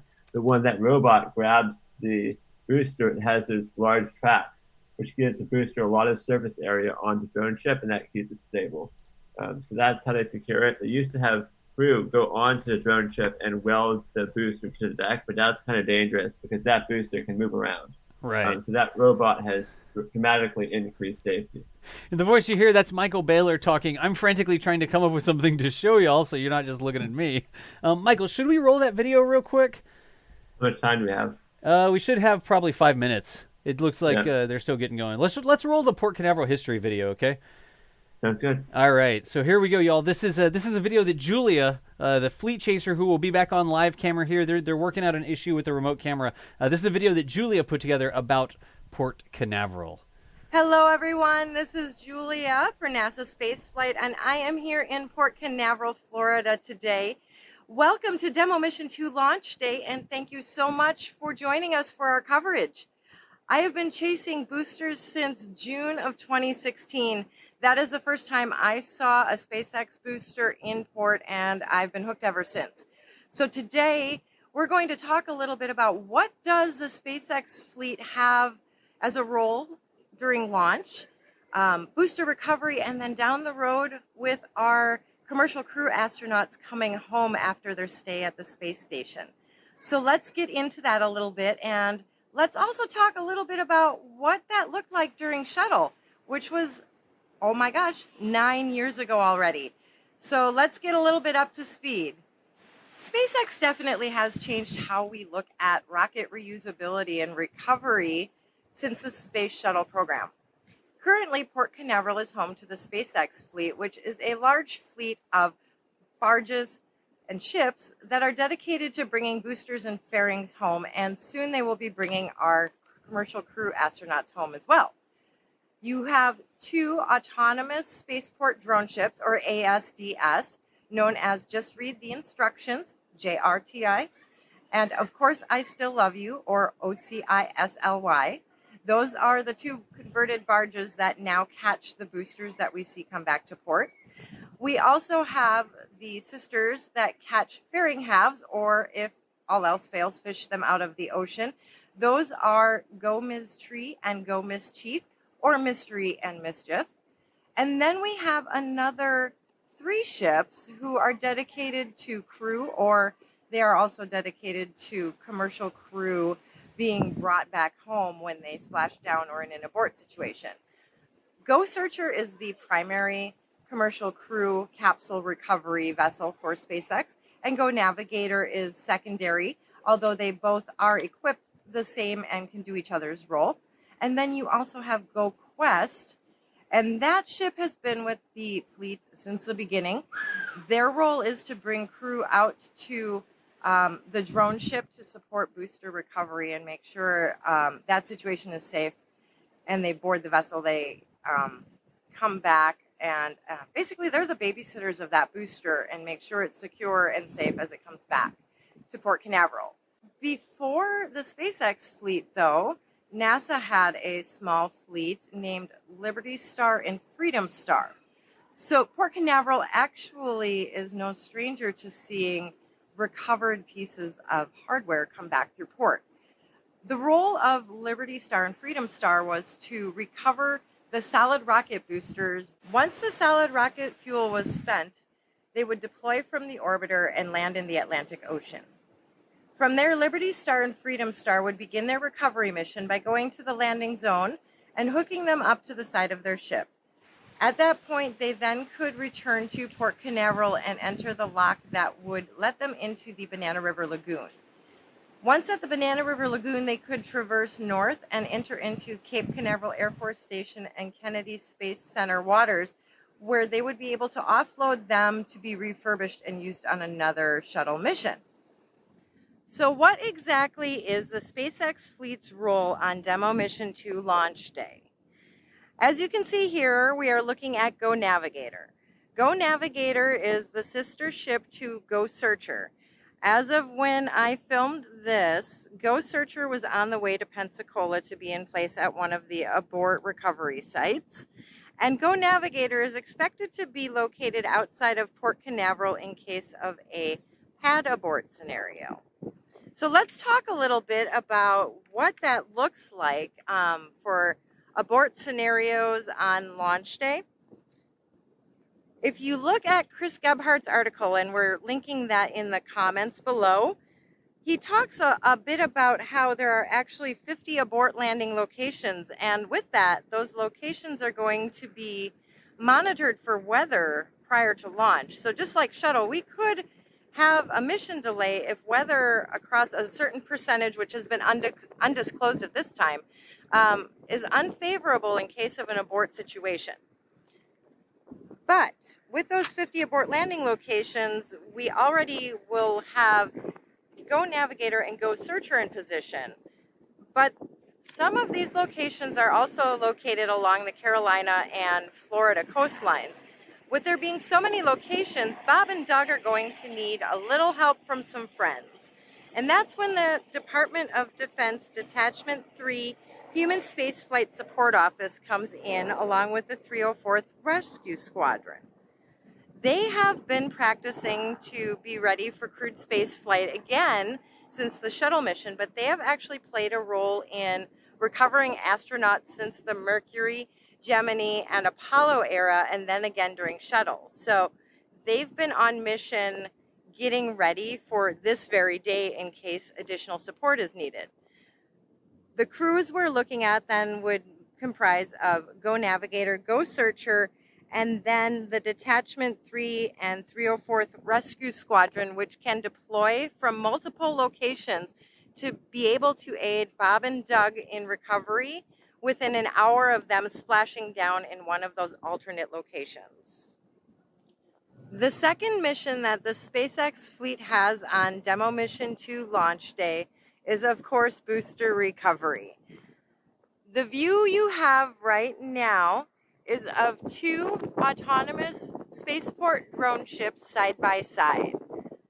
On the left, you have a view of course, I Still Love You, who, as of watching this video, is going to be out at sea and in place to catch the booster that just launched Bob and Doug today. And hopefully we'll be able to see that come back to Port Canaveral. And then next to that, we have GoQuest. And then we have Just Read the Instructions. So a little bit about Just Read the Instructions. A lot of us thought, with all of the work being done in a hurry and at least 2 sea trials under their belt, was Just Read the Instructions getting ready to be out there for Demo Mission 2? Well, that question was answered when Starlink was delayed so that the fleet, and of course I Still Love You, and GoQuest could come back to Port Canaveral to be ready in time for Demo Mission 2. Just Read the Instructions definitely still has people on deck and working on it as of me recording. And it is possible that perhaps one of these next Starlink missions will be the East Coast debut of Just Read the Instructions. There's a few things I can see that have happened already. Once we put crew on board something like this drone ship, you need a few things in place, like the safety wire that runs across the stern of the ship so that they can do a crew transfer from GoQuest or a tug onto the deck of the drone ship. I also see life buoys and lifeboats in place. Now, in order to be able to go out to sea and officially be on mission, they do have to be certified, and some of those certifications come from the Coast Guard. So until they are certified on the checklist required by the U.S. Coast Guard, we won't be able to see Just Read the Instructions go out on mission. I am really curious, though. Maybe it'll be Starlink, and maybe it'll be a launch not too long after Demo Mission 2. So here you have your view of Port Canaveral on, today is the 21st of May, just days away from launch. And in the background at what will be the new docks, we do have the sister ships, Go Ms. Tree and Go Ms. Chief, who will not be a part of the Demo Mission 2 recovery mission because there are no fairings to catch on Crew Dragon.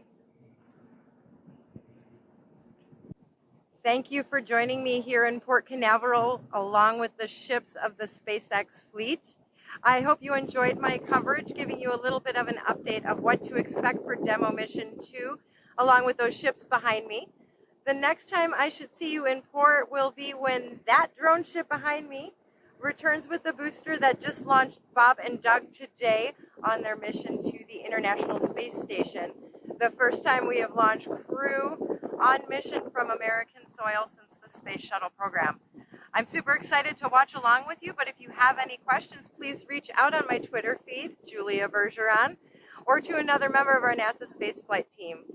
We're excited to bring you coverage, and thank you so much for joining us today. All right, y'all. So that was a video with some information from Julia, and she said the next time she sees you, it would be with the booster back in port. The live feed's back up. This right here is a live feed from Port Canaveral. Julia and Chris Gebhardt are out there. Let's go check in with them and see how they are doing. They have relocated the camera to a new location here. There's Remoto 2. Oh, don't quite have their other camera online yet, but we'll bring that online in just a second. But here we go. Chris, Julia, how's it going out there? We have your live feed back up again for everybody watching. Oh, it's going great. I know you can't see us, but yes, we relocated from Jetty Park down to, I call it Restaurant Alley, here in Port Canaveral. I mean, a large crowd had turned out again to come see the booster, and there it is. And guys, that's not as close as I can zoom in. You want to see? You want to see how close we can zoom in, guys? Show off. How about that? Is that close enough? Want to see a meatball? How's that? I think we like that. And let me do a nice pan up there because we noticed they didn't flip around like Julia said they normally do. So we have the NASA meatball logo. Oh, that was intentional. The NASA worm still out there. I gotta think that's intentional based on what this booster is to have the NASA logo facing outward as they're doing all of this. But yes, there it is in Port Canaveral. You can see the vestiges of the crowd that showed up. It's been thinning out, quite a bit now as things, now that the booster is back, and now that they're just going to be working through the securing elements of it, getting it into a stable condition, and then evaluating whether or not the winds are acceptable to attach the to start attaching all the equipment that they need to hoist it up. And Julia, why don't you talk about that, because the recovery element of it is pretty specific in terms of what they do. Right. So right now you have a really great view with people for scale, and you can see the size of those landing arms. Now, these legs have actually been modified so that they can be able to fold up. So a few things have to happen before that can happen. One of them is that large port crane that we see over there. That port crane will swing over with a cap on board. Mm-hmm. So once we see that happen, it'll still even be a little bit before they attach the crane remotely. Think of it as a PlayStation remote that's all done between the crane driver and somebody on the ground. Mm-hmm. At that point, it's kind of a wait and see. It's going to depend on the weather. And usually, Julia, right? I mean, like from the time they get back into port to like the time like they're done and they're ready to load the booster onto the transporter and take it back into port, that's usually what, about 24, 36 hours if they can move as fast as they can. Right. If the legs don't give them issues and the weather doesn't give them issues, then yeah, that can be as fast as 24 hours. They could have a leg up tonight.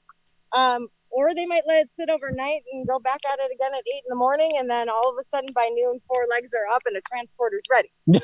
Yeah. So, when they're ready to move, they move, much like their launch manifest. Yes. Exactly. I'm trying to see. Well, we can't see it from this view. We're at a different vantage point with the Orlando Princess in front of us, but located behind the docks is actually another SpaceX building. where they do shipping and receiving, and that's where they keep their assets to be able to for the hardware to recover in port. So it's not a big enough facility to do something like refurbishment, but it is a place that they have in port at their disposal on the public side for storage.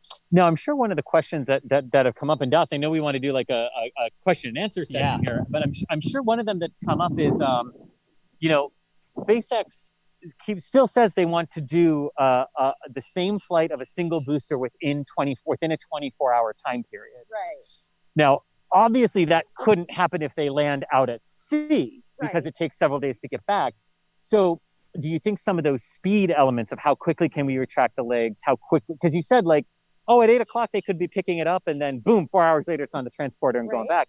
Do you think they're practicing? Because the only way they can do 24-hour turnaround is with a return to launch site landing. Right. So you're right.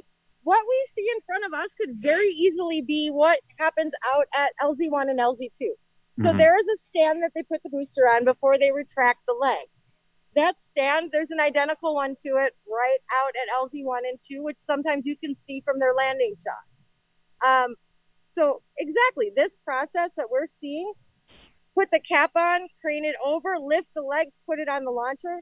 Each time there is a stopwatch probably involved to see how fast their recovery team can make that happen so they can put it into a hangar, do what they need to do to inspect it and ready it for the next mission. So hopefully each timer gets a little bit shorter. Yeah. Indeed. But so here we are. So, you know, that's the status update that we've got right now from Port Canaveral. We know that they are going, we know that they're going to take it off the drone ship. We know they're going to have to do all of these different things.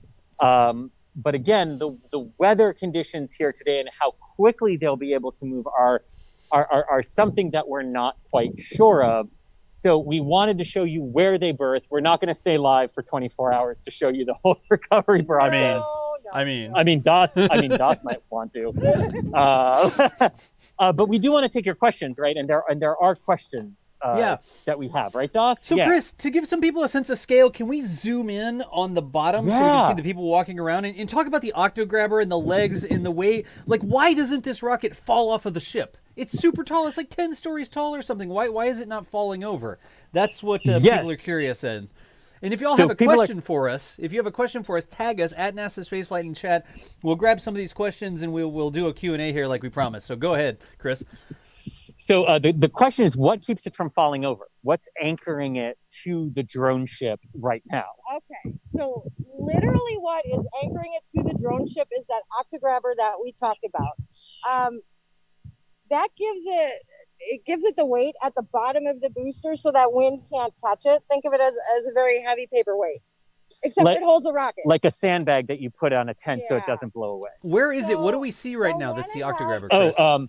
So what is the octograbber? Like in that visual right there, Julia? Okay, so you can see there's like some red wraps around the legs right now. Those are those legs that we were talking about clamp onto the mount. I haven't exactly figured out what the red wraps are, except for it could help absorb potential fluid leaks, things like that. Normally when it deploys, it is just white. Those are added on out at sea. Do we know if they pump any like purge air or anything up into the system to protect it from the salt air? Now, that's a good question. I don't know what it is I have heard in the past, but sometimes when you're standing here, and as you can see, we're not very far from here, right? No. You will hear a large venting event. Haven't we seen venting before in port? Right, and it's not the same kind of venting that we see at the pad. You don't see that LOX cloud. Sometimes you see a little bit of vapor toward the bottom.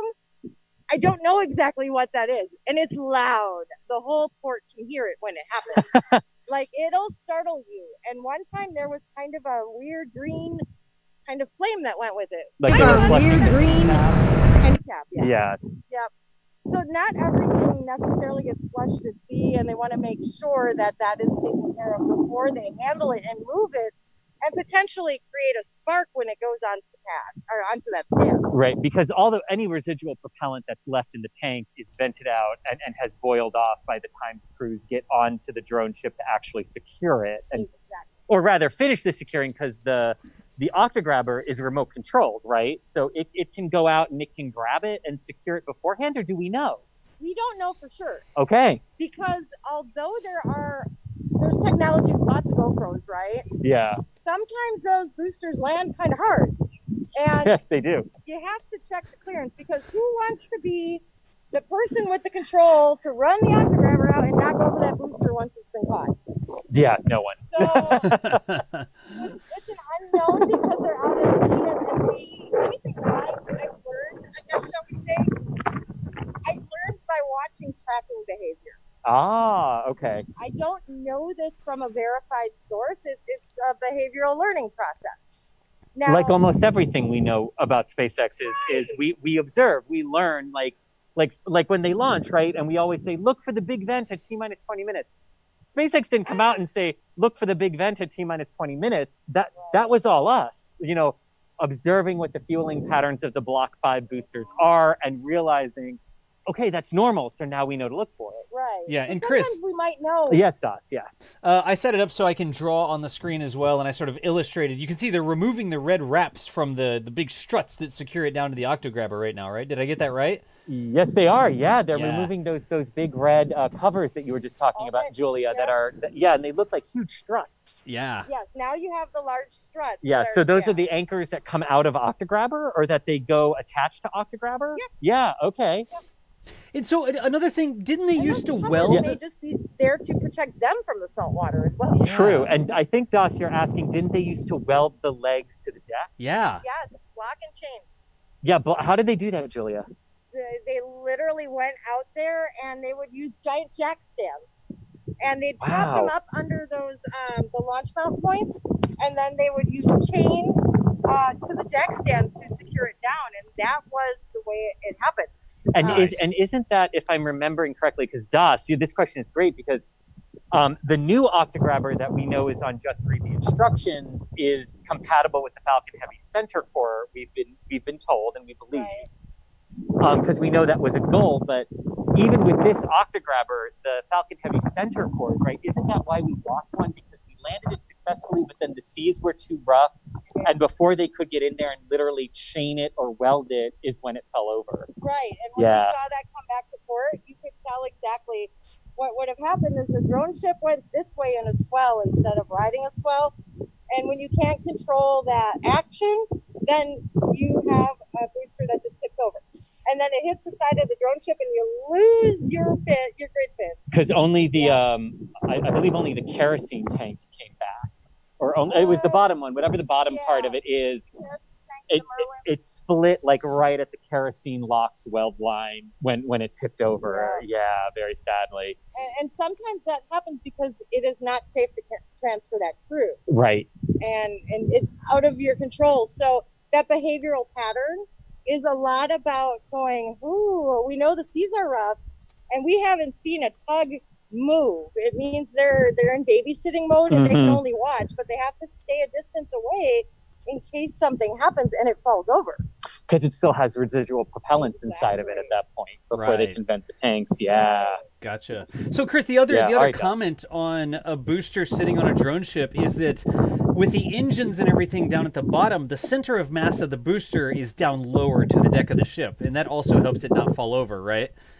Indeed. Das is saying one of the comments is that because all the engines are at the bottom, its center of mass is very low to the ground, and that also helps it from tipping over before the octograbber can get out there or before they can get on it. Yeah. Because we've seen these boosters in wild churning seas, and they still somehow manage to stick that landing. And then the concern becomes, please don't tip over until octograbber can get out and get you, Right. And that's scary during night launches because you also need daylight to transfer. Oh, guys, we've got a special guest joining us right now. Uh-oh. It's Mr. Kraus. Do I need to cut the feed?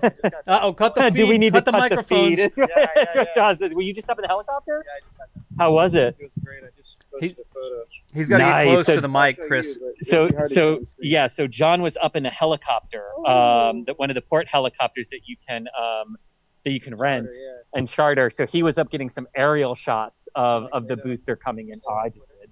No, I say they're on Twitter. Oh, they're on his Twitter account. There I'll grab him. Yeah, I'll grab him. We'll grab him. Is he going to hold that up so we can see it on the phone? Like, No. know that, because that is an awesome angle to see. It really is. It gives you a sense too of like how close to center it lands on that drone ship too. Landing bingo. Oh, landing bingo. Thank Yes. you for helping us answer landing bingo. Yes. There we go. So I've got John's photos up right now on the screen there. That's John Kraus, spaceflight photographer extraordinaire. And this looks like a photo that John took earlier. Our pleasure, guys. Talking to some people over there, it looks like. And then, wow. nice. Some people who realized the booster was coming in because they were watching our stream. No kidding? Yeah. So that's awesome. Thanks, guys. That's fantastic. So the photos that I'm showing here, Chris, I'm actually showing the photos right now that John Kraus posted on Twitter. Look at that. I think he's got a question. Yeah. Look at that. So you can see the worm logo with the scorch marks there. And then this is an aerial shot. John, did I hear correctly? John said that he went up in a helicopter to get some of these shots? John did. He went up in a helicopter to get some shots. We actually have another person who just came up to us and is talking to Julia, who is watching our feed, and then he turns around and there we are right behind him after we relocated. Excellent. But yeah, so John was up in a helicopter. There's a port helicopter that I'm blanking on the name of, but you can charter it. Yeah, like your helicopter tour thing. Yeah, Florida Air Tours is what he was in, and you can charter them. And they're not sponsoring us, so don't say their name. Geez, if they want to give us a free ride in a helicopter, sure. Well, no, I'm kidding. Why do you think I said their name? No, Florida Helicopter Tours. The solo should work from a helicopter. I don't know if it's legal. Right? I don't know if you have to turn your cell phone off to get on a plane. Are you allowed to have a solo on a helicopter? Technically not a cell phone. Technically not. Maybe we should ask some people. We'll ask some people, get the answer to that. But these are photos from John Kraus here. I'm going to go back to the live feed though, because I know we like the live feed. Yes, indeed. And I'm actually, man, can I get an NSF Weather Center check on this? Absolutely, yeah. Stand by. Yes, and I will get that for you. There's that. But let me zoom out a little bit because we were in on the business end of that rocket. But I want to zoom out and show you, that we're just right across. We're literally right across Port Canaveral, in Restaurant Alley, right by all the restaurants here in Port Canaveral. So that's where we are. That's where they dock and where they come in and berth. So, when Julie and I were saying like, they literally don't shut anything down. They don't. Like, people who were having lunch just got an amazing sight. Yep. As that booster came by them. So, Chris, here's your weather back from the NSF weather studio. Yes. There's nothing near you right now. It's all still coming in down near Melbourne, but you are clear right now. So, Port Canaveral up there, y'all, on the map. Port Canaveral is right here. And that is where Chris and Julia and the booster are right now. So, it's looking clear, Chris. It's looking clear. Okay, that is awesome. Awesome to hear. So yeah, Das, what other questions do we have that we could answer here? That is a great question. So here's a quick one you can answer. Trey Michael A. Moore asks, what happens to the second stage? So we've got the first stage back right here on the screen. Where's the second stage go? Yeah, where does the second stage go? That's an excellent question. So the second stage is the only part of the Falcon 9 system that is not reused. There were originally plans that SpaceX was going to figure out a way to re-enter and catch the second stage. But with Starship coming along, and Starship meant in large part to replace the Falcon 9 fleet and the Falcon Heavy fleet, there was just no need from a money investment standpoint to put that effort into recovering the second stage when you had a completely reusable system you were designing from the ground up. Right. Gotcha. So the second stage for this mission re-entered about 45 minutes after liftoff and destructively re-entered over the Indian Ocean. Gotcha. So not to be confused with Starship. Starship doesn't have this unreusable second stage. When Starship starts to fly, that's Elon's fully reusable rocket.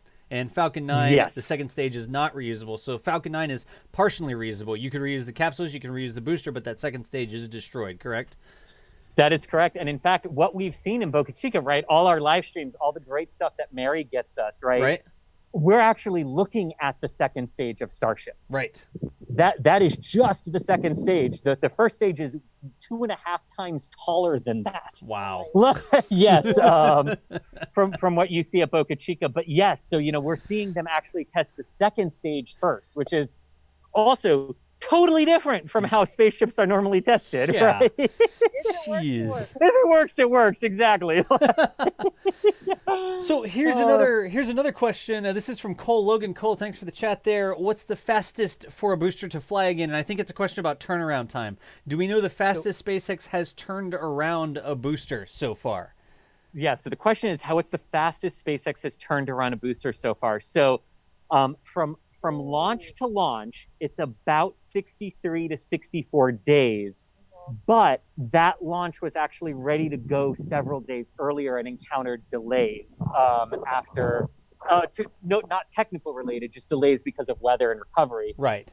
They were technically ready 58 days from flight to flight and ended up at 60. So that's their record. The actual worldwide record for reusing the same rocket is 54 days, Space Shuttle Atlantis, between her first and second flights in 1985. So 54 days for Space Shuttle Atlantis, huh? Yes, is the world record for reusing one right now. Nice. And of course, we can't wait for SpaceX to shatter that, Gotcha. So here's another question. Let's see here. And this is sort of an opinion sort of thing. Chris and Julia, do you think they will keep the worm and meatball logo for future missions, or will they? There's no way they're going to paint over or go to that with turpentine and take it off. Yeah. So the question is, do you think they're going to take the NASA meatball and worm logo off of it? Oh man. No. I hope not. They better not. I think there is a storied history of just building upon, and in all honesty, let's just ask technically, scraping something off, could that potentially do unnecessary harm to the booster? So I guess it kind of depends on what it is. Is it paint? Is it like the decals you get where you have to soak them in water and then apply them, to your models? I'd say if it was a decal, that would be scorched off right now. So. Yes, that was meant to. Yes, that was meant to be. Part of the booster, and it will stay part of the booster. I would hope so too. Now we do know they added the meatball and the worm after they arrived at Kennedy because they were not on the booster when they static fired it in McGregor, Texas. So we do know they added it after it got here, but we don't actually know the real answer to that. Just I would sincerely hope they don't. Right, I agree. Yeah. Chad is yelling, "It belongs in a museum!" Channeling their Indiana Jones. Yes, and Chad, I know that feeling. I know, we want this booster in a museum. The one thing that's really important to remember, though, is that SpaceX needs this booster, right? The whole, part of the whole economic plan for SpaceX is that you launch these things once, you get them back, and then you can reuse them 3, 4, 5, 6, 7, 8, 9, 10 times. Right. Gwen Shotwell actually said that they don't actually anticipate needing to use them more than 10 times anymore. Right. Because government customers still want them to build new boosters. Right. So Gwen was saying, hey, if I've got to build 5 boosters a year because people want to pay for them, I'm going to build 5 boosters a year because people are going to pay for them. Right. So they don't actually, even though they're built to fly 100 times each, they don't actually think they're going to come anywhere close to that anymore just because customers still want new ones. So they're going to move on to Spaceship where you don't have a choice. Gotcha. Basically, you got to reuse it. Yeah. Gotcha. So here's another one. Grid fins alone.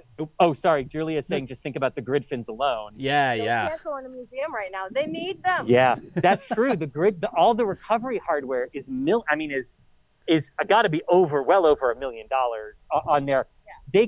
They can't get rid of all of that equipment just to put it in a museum. Maybe if you're looking at you're going to look at a stripped down booster. They would keep the legs for another booster. Right. And reuse them.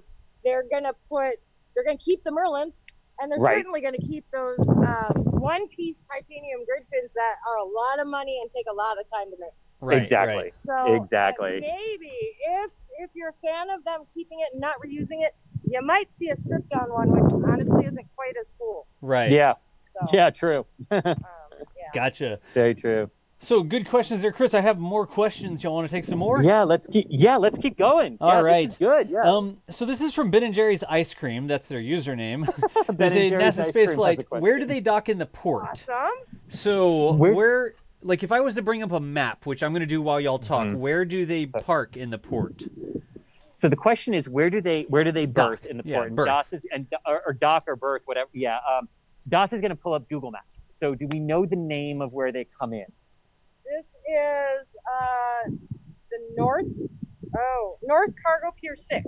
North Cargo Pier 6 is where they come in. Okay, give me the name of a seafood restaurant. Directly, okay, so if you see Gators Dockside and deep sea fishing discount tickets. Okay. There's a little patch of green land if you're looking on Google Earth, a little park. Is that the Blue Points Marina? Like the Blue Points Park? Blue Points Park, Blue Points Marina. Blue Points Marina. Nope. Farther east. Keep going east. You're gonna look for the Cove of Port Canaveral. The Cove of Port Canaveral, Gators Dockside to one side, deep sea fishing, Rusty's to the east. And there's a little square of green land. Okay. Yes. I got it. That's where we. Yeah, so that's where we are. So directly across from us is where the booster is. So y'all are, and I'm just gonna say, y'all are in this area here right now. Let's see. Yes, we are. That's us. Let's get rid of that. That is the little green area where y'all are watching. The camera is over here, pointing this way right now. Yes. And if we zoom out a little bit, it's just parked right over here. Yeah, I don't know. Yes, there's a big clear area right across from that. Yes, because do you see those on the satellite image? Do you see the big cranes that take the shipping containers off massive ship? Yep. It's literally just to the east of that. Like the front of the drone ship is equal to where those stands stop going east. So I'm not going to draw it in exactly the right spot or to scale, but that about right there is where the drone ship is, and this is where they are with the camera right there. Yes, that's about right? Indeed, yes. Michael, the red thing in the water is the bumper for parking the drone ships on that satellite imagery. The red thing in the water. Let's see here. I'm zooming in so I can see. To the north a little bit more. That red thing by the crane. Oh, that? There it is. Yes. Okay. There it is. Yep. So that's where they come in. Yep. Exactly that. Yep. So they're like right here, Michael, like that. Yes, they might have moved that slightly now that they have two drone ships, but that's the approximate area. Okay, gotcha. So it's right in this area right here. It's just right across from Chris. And I'm going to do this real quick. I'm going to do measure distance. And if the camera is right around there, they are about 400 meters away from the drone ship right now. That's about right. So the view over there is about 400 meters across the channel there from the camera to the drone ship. And that's why when we zoom in, you can see, Chris, zoom in on the NASA logo for me real quick. Yeah, I can't get enough of the zooming in on the NASA logo. This is 400 meters away, approximately. And Chris I think I know which NASA logo you mean too. Oh, yes. There you go. So what do you mean which NASA? Seriously? Well, to be fair, there are two.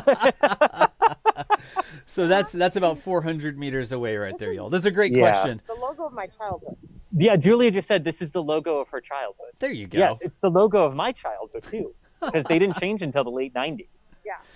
Or at least on the flight vehicles, they didn't change the worm out. I think the last time before this booster flew with the worm logo, the last flight that flew with the worm was STS-93 Columbia in 1999. Right. So it had been 21 years since the worm logo flew to space. Wow. Yeah. Wow. No kidding. So here's let's see here. This is a good one for Julia. This one's from Marco, and it says, how strong of a sea state, like how rough can the seas be, can the booster survive on the drone ship, basically? So does Julia know, like 8 to 10 foot seas, like what can it survive?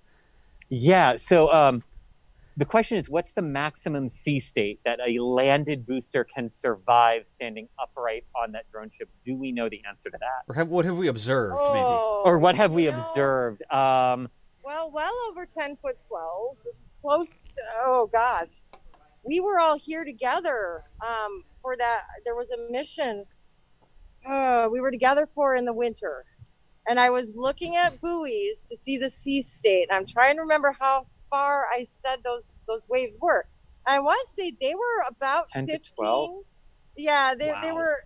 I think the maximum, like absolute, won't even bother to try it, is somewhere in between the 12 and 15 foot high range with the swells. Where they won't, where they wouldn't attempt to land it because there's no way the octograbber could get out there and secure it before it would tip over. Bingo. And I think in that particular launch, it was about 12. It was in between 12 and 10 foot. Gotcha. Yeah. And that was a little scary, but they were able to do it. I think that was one where they said this is like the worst weather we've ever landed one in. And then wasn't there one from several years ago that landed and it was too rough for octograbber to go out or get it, or we didn't have octograbber yet, or it was being repaired, where it just danced across, and they released video of this where it was just dancing across the drone ship. Yeah. And what happened is we had octograbber, we saw it go out one mission and it wasn't used, and then it went out the next mission and it was used, and then it came back to port and there was like some fire damage. And a little shroud got put around the booster in case of environmental leaking. And then we didn't see octograbber for a while. Yeah. So something happened on deck where there was maybe a fluid, a propellant that ended up on the deck and kind of ignited a little fire. And that fire unfortunately took out octograbber. So then that mission happened with the dancing because they didn't have octograbber to deploy. And if I remember correctly, it was literally the like 1 foot lip that's on the edge of the drone ship that the booster kept hitting. Yep. And that 1 foot lip was like the only thing that prevented it from walking off into the ocean. Jeez. And tipping over. Yeah, it's amazing. Yeah. So that is a great question. And in terms of like what could it actually survive if it was attached to the octograbber stuff, we don't know. We hope not to find out, right? Yeah. Sorry. The second part of that question was, do we know the sea states it can survive if it's attached to the octograbber? No, we don't. Yeah, we don't know that. We don't have an idea for that yet. And we don't want to find out because that would mean we're still learning that because sometimes they go and take shelter in Morehead City. Right. So, and the drone ship will just keep going up and down the coast because without that bumper that Doc showed in the map, you can't dock anywhere else. You need that because of the wing. So maybe we'll start observing what the waves are roughly like in the ocean at that time, and that'll be the next thing we learn. Because that is true. When the fleet does have to take refuge in Morehead City, North Carolina, they don't bring the drone ship with them all the way. Right. They stay in the Gulf Stream where it's safer. Oh, they stay in the Gulf Stream. See, I learned things too. I know. This is why we want Julia on the show. Yes, this is what I love about us. We all have our specialty areas. Yes. Pretty cool. Yes. All right, so Chris, can you move us up to the grid fins? We have some people asking if we can get the most zoom at your disposal on the grid fins up near the interstage. There they are, and that is the most zoom I can provide. All right, so there's the grid fins right there from about 400 meters away, y'all. Chris, down just a hair if you can. Oh, down just a hair, yep. Yeah, we got the lower third covering up the flag. I was covering up the flag. Okay, is that good? Survey says... Yeah, that looks good. Thank you. Oh, I see it. Yes, I see it now. Yeah, you're good. Yes. You're good. Okay, yeah. All right. So here's another question. I assume we have grid fin questions coming. Well, I saw some comments about the grid fins, so we're just moving the camera around a little bit. It's like okay, just comments about them. Yeah. This is our NASA spaceflight voice-activated camera technology. I ask out loud, and then Chris moves the camera. Yes. So here's another one. This is another great one for Julia about the drone ship. What powers the station-keeping engines, or what powers the engines on Of Course I Still Love You? What powers the engines and the thrusters on Of Course I Still Love You? Oh boy. So, diesel generators, Chris. The detailed answer to that, honestly, is going to be on my friend Gavin's website. I think it's diesel generators, right? I think it is diesel, though. Yeah, so diesel. Yeah. I mean, there's a finite amount of time you can be out at sea before you can refuel, because you are relying on a fossil fuel to, make your autonomous drone ship go. Yes. We don't have solar on board because solar panels probably are not practical for a rocket coming in and landing. I would imagine not. Yes. Just make the deck out of the solar roof. What? Jeez. Oh, Das is saying just make the deck out of the Tesla solar roof. That is one way to test that, Das. That is one way. I mean, the heat of the engines recharge it as it comes back. No, I'm kidding. That's a foolish imagining of his own drone ship, man. A foolish imagining of my own drone ship. That needs to be a shirt. Yes.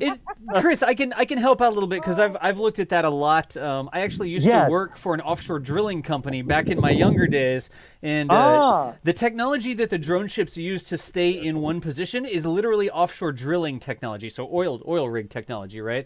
And those thrusters that go down to the water, those are electric motors on the bottom of the thrusters, but they're powered by. Can we have Chris show the thrusters? Oh, yeah, we can go down and look at the thrusters while we're talking about that, Chris. Yes. Point at the thrusters, yeah. So the thrust pods that are down on the bottom, they're powered by diesel electric generators. So it's the same concept as a locomotive. Like a train actually uses diesel energy to move down the track, but it uses that in a diesel electric generator. It's not like a car where it's a mechanical connection. It's a massive diesel-driven electric generator, and it uses that to drive electric motors, which give you tons of torque control and this sort of stuff, right? So you can see they actually have the station-keeping thruster in the deployed position right now. They're actually down in the water. That blue thing on the screen is the station-keeping thruster, and on one end, Chris, see if you can point the camera over at, there should be a shipping container looking thing on the drone ship somewhere. Chris will do that for you in just a second. Oh, okay. He stepped away for a second. So the way they ship these things is there's a big shipping container that contains the generators and fuel and stuff like that. And a shipping container? Yeah, there should be something that looks like a big shipping container on the drone ship. Yes. I'm showing him where it is. So at the stern, we're going to see exactly what you're talking about. So I'll have him focus on the stern. Yeah, well, he'll get the camera over at it. Sorry. But there you go.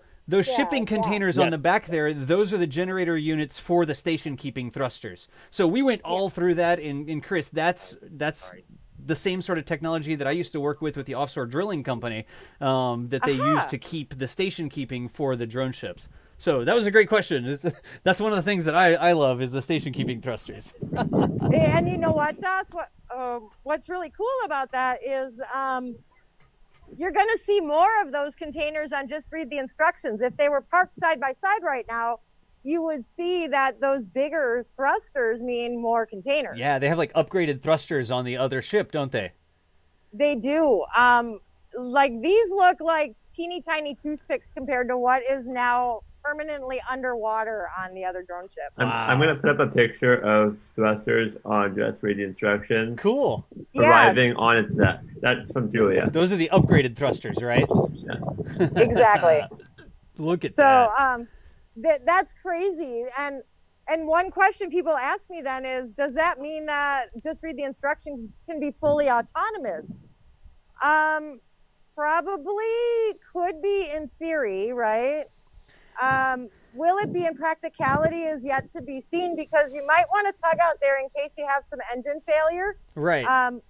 And yeah, so I think we need a few more missions at sea to see what's really going to happen with that, but it's really going to help in the Atlantic hurricane season. So, I have a feeling there's always going to be some sort of tender out there for the drilling equipment for oil, like deep sea oil stuff. They usually don't just put those down and use them as the main propulsion. Usually, because there are ships, there are massive ships that use these massive thrusters, way bigger than what SpaceX is using here. And these drilling ships can go out under main propulsion, their main screws, and then they get out there and they drop these big station-keeping thrusters in, and they can literally sink a drilling line down and drill in the ocean of the floor just using those station-keeping thrusters to stay within about a meter of a geographic position. So they don't normally use them as main propulsion, but they do use them as station keeping. There's a dolphin on the screen there too that just popped on the back of the bars there. That's our dolphins like to play out here. Yeah. So here's a question, Julia, while you're on. Why is the Falcon 9 tomorrow landing on the Just Read the Instructions drone ship? So there are two drone ships. What's going on with the two drone ships out there? Well, we need two drone ships to make this possible, because I cannot poof, of course I still love you, back out into the landing zone area. It takes about 3 days, a little bit more than 3 days to get out to Starlink landing zone. Right. So it's pretty cool because as SpaceX has this opportunity to kind of catch up on their cadence, then they can clear the manifest, shall we say, and then maybe, of course, I Still Love You can get an upgrade, and things will be in the capable hands of just read the instructions for a while. Right. And it is worth noting, go ahead, too, Chris. right, that the manifest backlog that they have right now is not because they're incapable of launching them. Like, it's not like there aren't boosters to launch them. It's literally the COVID-19 shutdown has pushed non-national security missions or like interplanetary missions completely until that shutdown is over. Right. And I know, Julie, you and I were talking about when that might be relaxed a little bit, and we might not actually see that relaxed in a great deal of earnesty on Port Canaveral and NASA until after the Perseverance rover launches on July 17th, because all of those teams need to be protected, and we have to protect that 16-day launch window for Perseverance. Otherwise, it has to wait 26 months. Right. If it misses the July-August window, it has to wait 2 years and 2 months to try again. Right. Wow. So Gotcha. so you may be seeing Chris out there a little bit more, being able to bring those live streams, but a little bit less of me or another photographer who's able to travel, because that at least we get to go out there and do something right now, right? Right. So yeah, absolutely. But then you have things like this where we can all come out and enjoy it together, public and media. So that's special.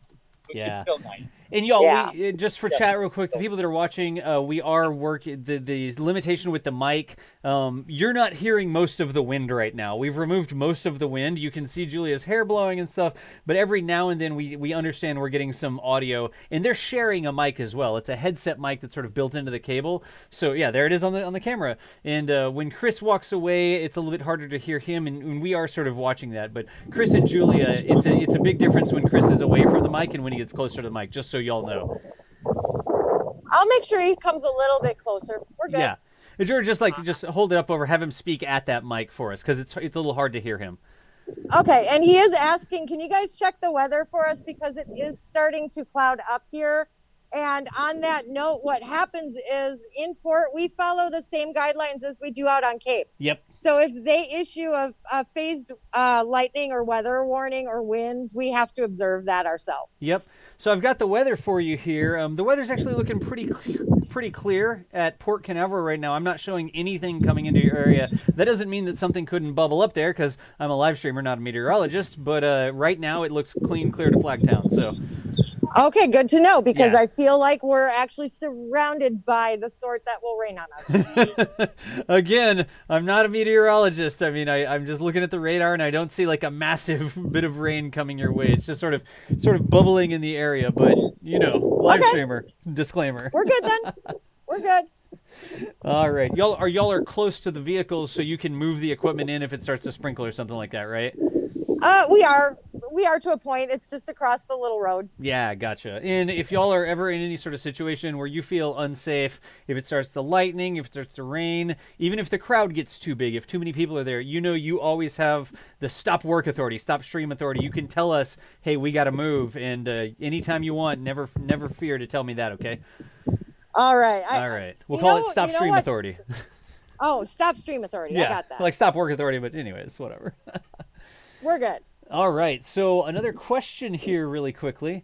What do they do with the excess fuel? So we know that in order for Falcon to land on the drone ship, it has to have fuel to light the engines so that the engines can actually land it. There's bound to be a little bit of RP1 left over. Is it in the rocket? Do they drain it out? Do we know what they do there? Yeah, that's a great question, because it's not only the RP1 that we have to drain or get rid of, it's also the LOX, the liquid oxygen. Even though that's not flammable, it's in its liquid form, it is certainly not conducive to being around humans. No, so that's a great question. They actually open up the vent valves toward the top of those tanks and let it boil off. Really? Yeah, so because they use the chilled liquid oxygen, because they use the chilled, we believe it's chilled RP1 that they use as well. they can just open the vent valves on those tanks, and it'll just boil off. And it takes about, I think oxygen takes like a few hours to boil off, and kerosene takes a couple more than that. So usually about a few hours after a booster lands, because there's very, very little left in the tanks by the time it lands. Yeah. So within a couple of hours, it's inerted and it's safe for people to go onto deck with, and it's completely dry. Yeah. Just by opening those vent valves. The LOX is definitely the easiest because the LOX just, I don't know, is oxygen. And so once it gets warm enough, it's no longer liquid oxygen, it becomes gaseous oxygen, just like regular oxygen that makes up, 21% of the atmosphere or whatever it is. Is that right? Something like that, yeah. 20-something Something percent? like that, yeah. Something like that. Anyways, it just becomes regular oxygen. I mean, plants do the same thing. They outgas oxygen. The RP1, I wonder what specifically, I don't envision all the RP1 boiling off, but we may need to look in to see if we can find an official answer on that. But clearly, it's safe. They don't go aboard before it's safe, and that's something they take care of. That's another great question. It really is. I do know that when they inert on the pad, right? Yep. That one way they can inert is by pumping gaseous nitrogen or into the system to flush it. Yeah, so on the pads, right, after they fuel, right, all those lines that carried propellant up to the second stage, to the first stage, they all have to be inerted and prepped for liftoff so they don't explode if they crack. And they inert them by pumping gaseous nitrogen into it. Yep. Gotcha. So here's another great question, and we're asking if we can zoom in on the legs.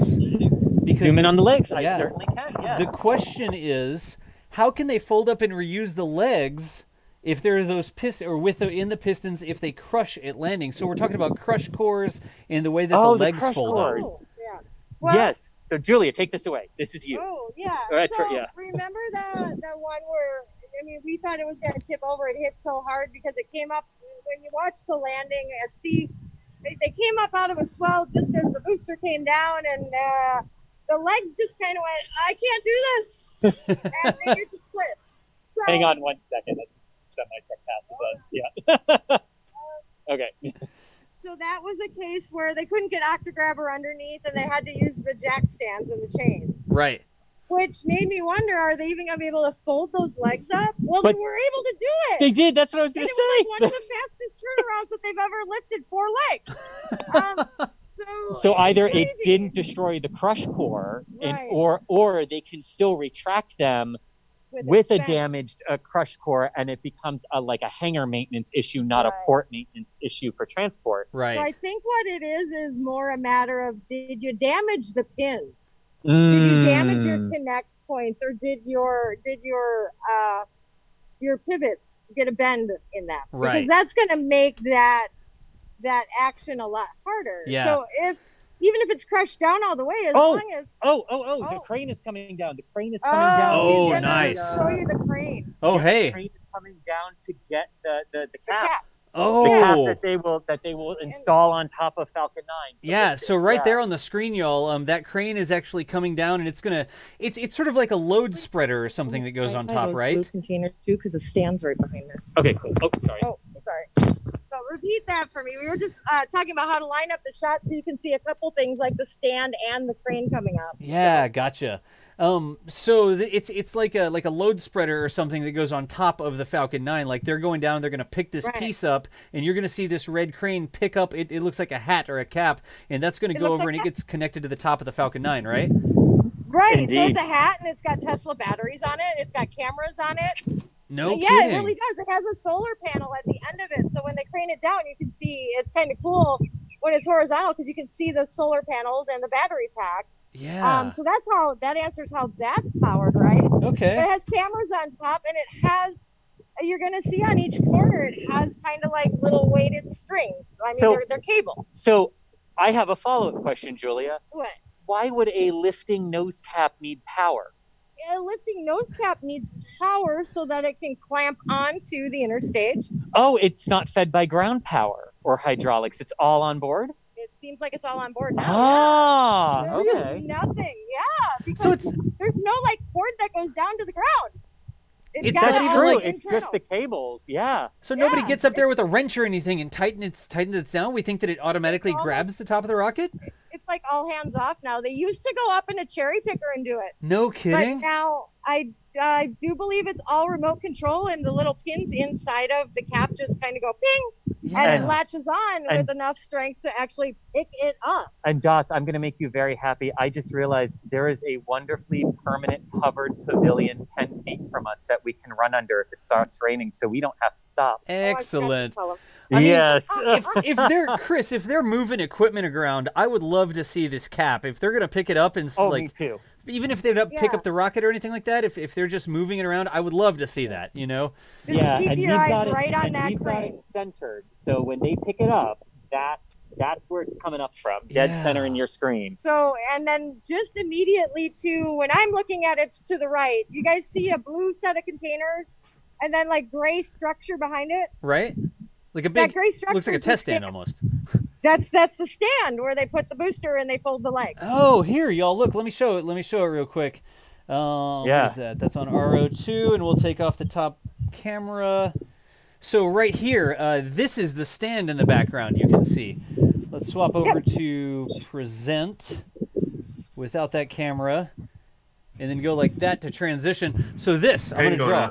Here is the test stand. You can see it right in this area. That's what they're talking about. And this looks like they're already about to pick this thing up or something. Here we go. Here we go. Here we go. Really? Yeah. Here you go. Yeah, here we go. They aren't messing around. No, they're not messing around. Yeah. And y'all, people that are watching, you see the little zoom effect when I go to telestrate mode so I can write on the screen. I don't have the videos exactly lined up, so you see a little zoom effect. That's me. So they have picked up the connectors, and they are now moving it over to basically put those connectors over over the nose cap, and then they'll connect them up, and then the nose cap should come up from there. Gotcha. So let me get that centered again for us. You can see it's still moving, So right? it's right behind the stand right now. Yep. Yep. This is too cool, y'all. Thank y'all for running that camera out there. Oh, our pleasure. This is so cool to see for the first time. I can't wait for you to see it in person, Deep down recovery stuff that I write in my little journal, so I can like really learn, the nitty gritty of how this works. Yeah, yeah. And you can actually see the other port work photo bombing in the background as they're moving shipping containers around, because it's a commercial port. It's not just a SpaceX port. So you can see all that other work continuing too. And So the other the other thing I can tell you is the deck is empty. So when they get that cap, it's probably going to go right up, making you even more excited. Yeah. The guy next to me is so excited right now. So really quickly, Chris and Julia, I've got some crane operators in chat, and they say that Liebherr, I don't know if I'm pronouncing the crane, but the crane type that they're using here is a Liebherr, and this model apparently has integrated power in the boom, so you can actually plug into crane power and power attachments that are underneath the boom. I don't know if that's the right terminology, but that is some people in chat are saying that. They're talking about all the parts that they're working. Sabril, who's watching over on Twitch, actually works in a port moving things around like this for a living, and is giving us all this insight as to what's going on. So Sabril, thank you so much. Thank you so much. This is a crane. This is the same brand of crane, not the same model that Sabril drives for a living, and Sabril's providing all this information over here. So I'll relay some of that to y'all as we get to the names of things or something, and we can all learn a little bit today. Thank you, Sabril, for doing that. 100%, yeah. Okay, I can kind of see that those connectors that they picked up are starting to be fanned out. Yep. So they're connecting them to the cap.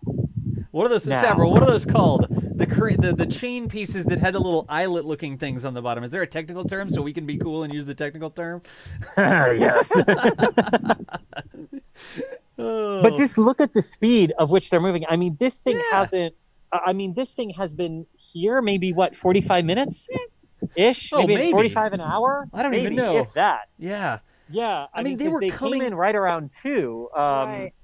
But then it took them about 45 minutes to an hour to reach this location. Right. So, but just look at how quickly they are moving here. I mean, it was going past y'all on the pier 2 hours ago, because it's now 4 o'clock, and at 2 o'clock it was still out coming in the mouth of the port. Wow, it's 4 o'clock. Time flies when you are having fun. I did not think it was that late. Seriously, seriously, no. I mean that in the best way possible. Yeah.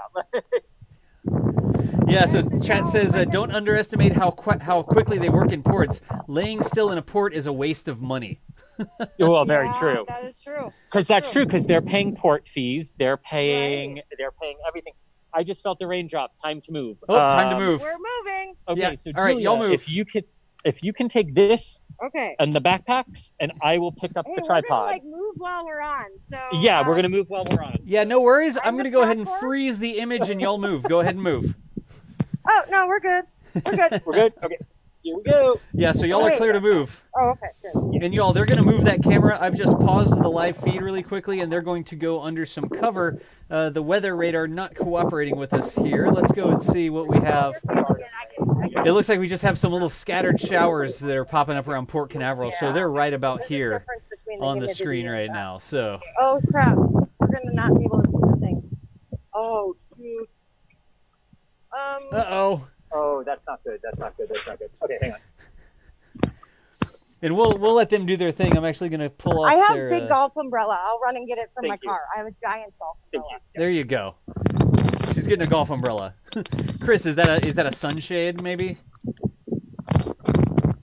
It sounds like the earbud is swinging off the side of the tripod, so you'll just bear with us for a second. Okay. Yes. Okay, go ahead, Chris. Thank you. Yes, thank you. Okay, so the place we were going to take shelter under, you can't see the crane. So Julia is running to her car to get a giant umbrella to protect us and the equipment so we can stay out here and show you the lifting. And it's moving. They've got it. Okay. Yeah, here, we'll They've got transition it. over to that. There you go. Here's your new shot right here. Yep. So Yeah, they're just they about have to it. pick that piece up. Oh, they're giving a warning. Oh, they're lifting a crane. Look at that. They're lifting a crane. Not the nose cap. That's not the cap. That's a cherry picker. What? Surprise! I guess that's how they get them onto the barge. I don't know, onto the drone ship. I don't know. guess. Well, wow, that is not what I was expecting. Suddenly they picked it up, and it's like, wait a second. Hey, there's a guide wire or something down there too. It looks like there's that was really cool. a line coming off the front of the boom there. That's a surprise.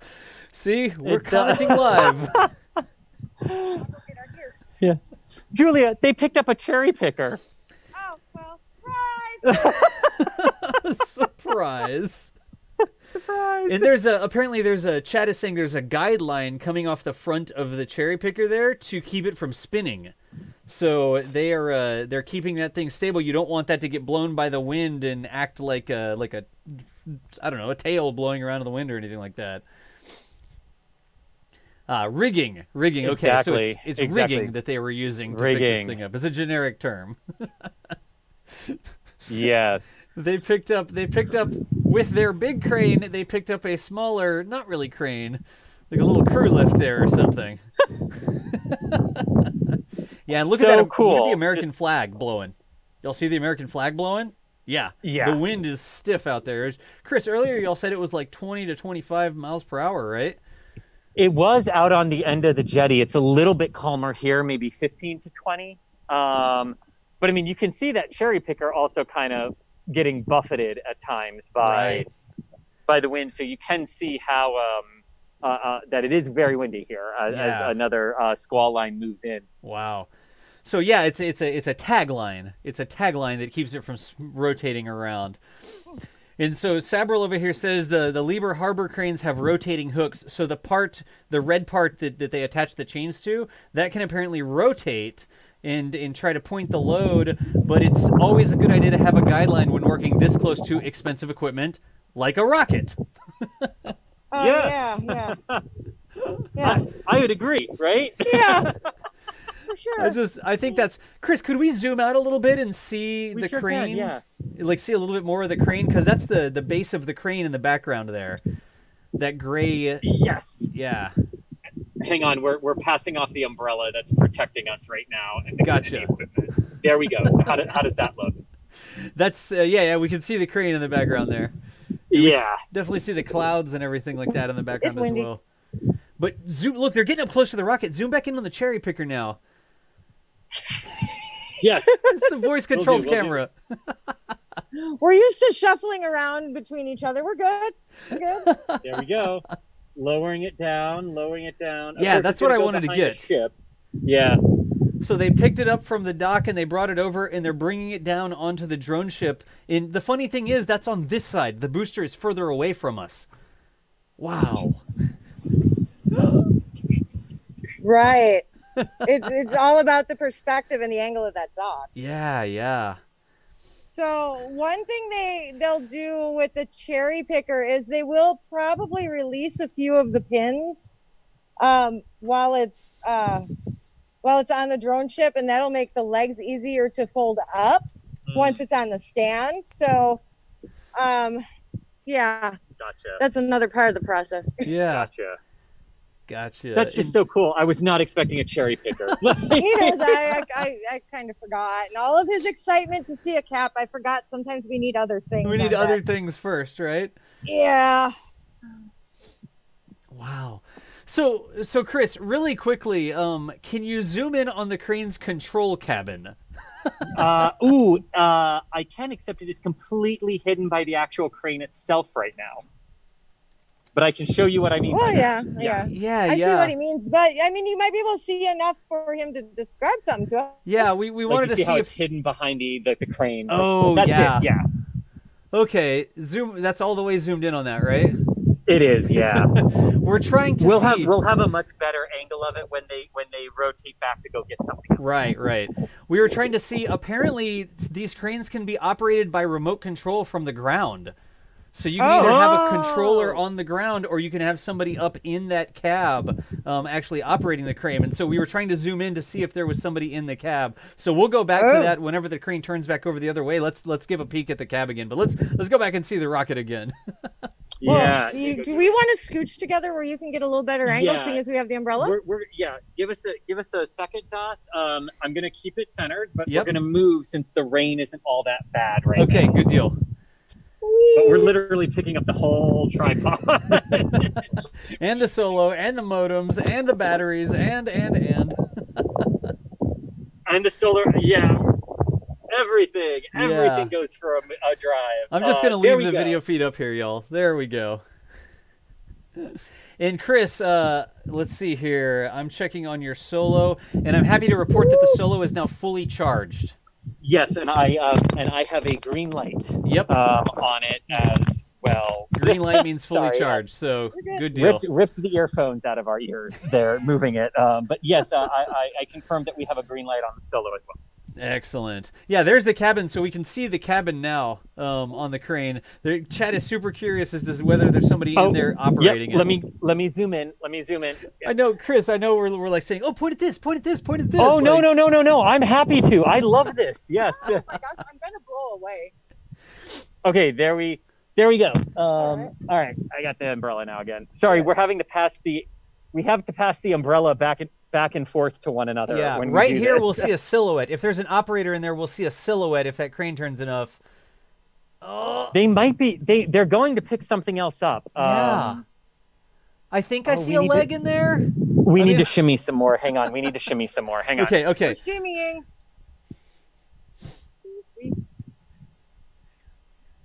Okay. I don't want to miss them. I don't want to miss the clean shot of them picking up that cap. Yeah, thank you, Chris. Yeah. So they're thinking that there is an operator in there because there should be a blue safety light blinking. If they were using a remote control, there should be a blue safety light on the cabin blinking, saying that it's being operated by remote. So, several. Thank you for all this information. Gotcha. We didn't quite see the silhouette. This is so cool. Thank you. Yeah. Now I know how ports work. Yeah. A little bit. I love it. Yes. Oh, jeez. I get a kick out of this. I get a kick out of learning stuff like this. Oh, this is so cool. So all right, so let's play a game. Sure. What do you think they're picking up now? Crane bingo. Like, what are they going to get next? Is it going to be a cherry crane picker? Bingo. Yes. A cap? Well, let's see. I bet you it's going to be another. I bet you it's going to be another cherry picker. I bet you they're going to put one on either side of the rocket. To go work on the different legs. Yeah, that's my guess. They're gonna want to kind of beat whatever wind or whatever the heck is going on here. Right. So the faster they undo what they need to undo so they can, cap and move. Yeah, Right, surprise. right. SpaceX put a silo in there. They're going to pick an entire Falcon 9 out of there in a minute. Be like, and for our next trick, yeah. That's the dock to the north. That's the new dock with all their surprises. True. The new dock. All right. I mean, also, I just want to say thank you to everyone who's been watching with us today and nerding out with us. This is just so cool to just come see a booster come back into port. So cool. And I'll never forget a giant crane picking up a smaller crane. That was awesome. Like. So Chad is saying the chains are the same, so they didn't change out the crane or the rigging, the sort of chains. So they're probably picking up another one of the same, is what we're guessing here. Gotcha. All right. Oh wow. So cool. So cool. What was also cool is there were people who started to leave, and then when they picked up the cherry picker and they heard me, Dawes, scream like you did, like, "Oh my God, it's a crane!" They all stopped and turned around and they went right back and sat their chairs back down. I could hear him all the way over in the car in the parking lot. I'm like, what is he so excited about? What am I missing? Well, to be fair, I could be heard on other people's videos, like a quarter of a mile away, loud and clear on launch day, like screaming totally at liftoff. acceptable behavior. Yeah. Did anybody see Tim, Everyday Astronaut's video of his reaction to the DM-2 launch?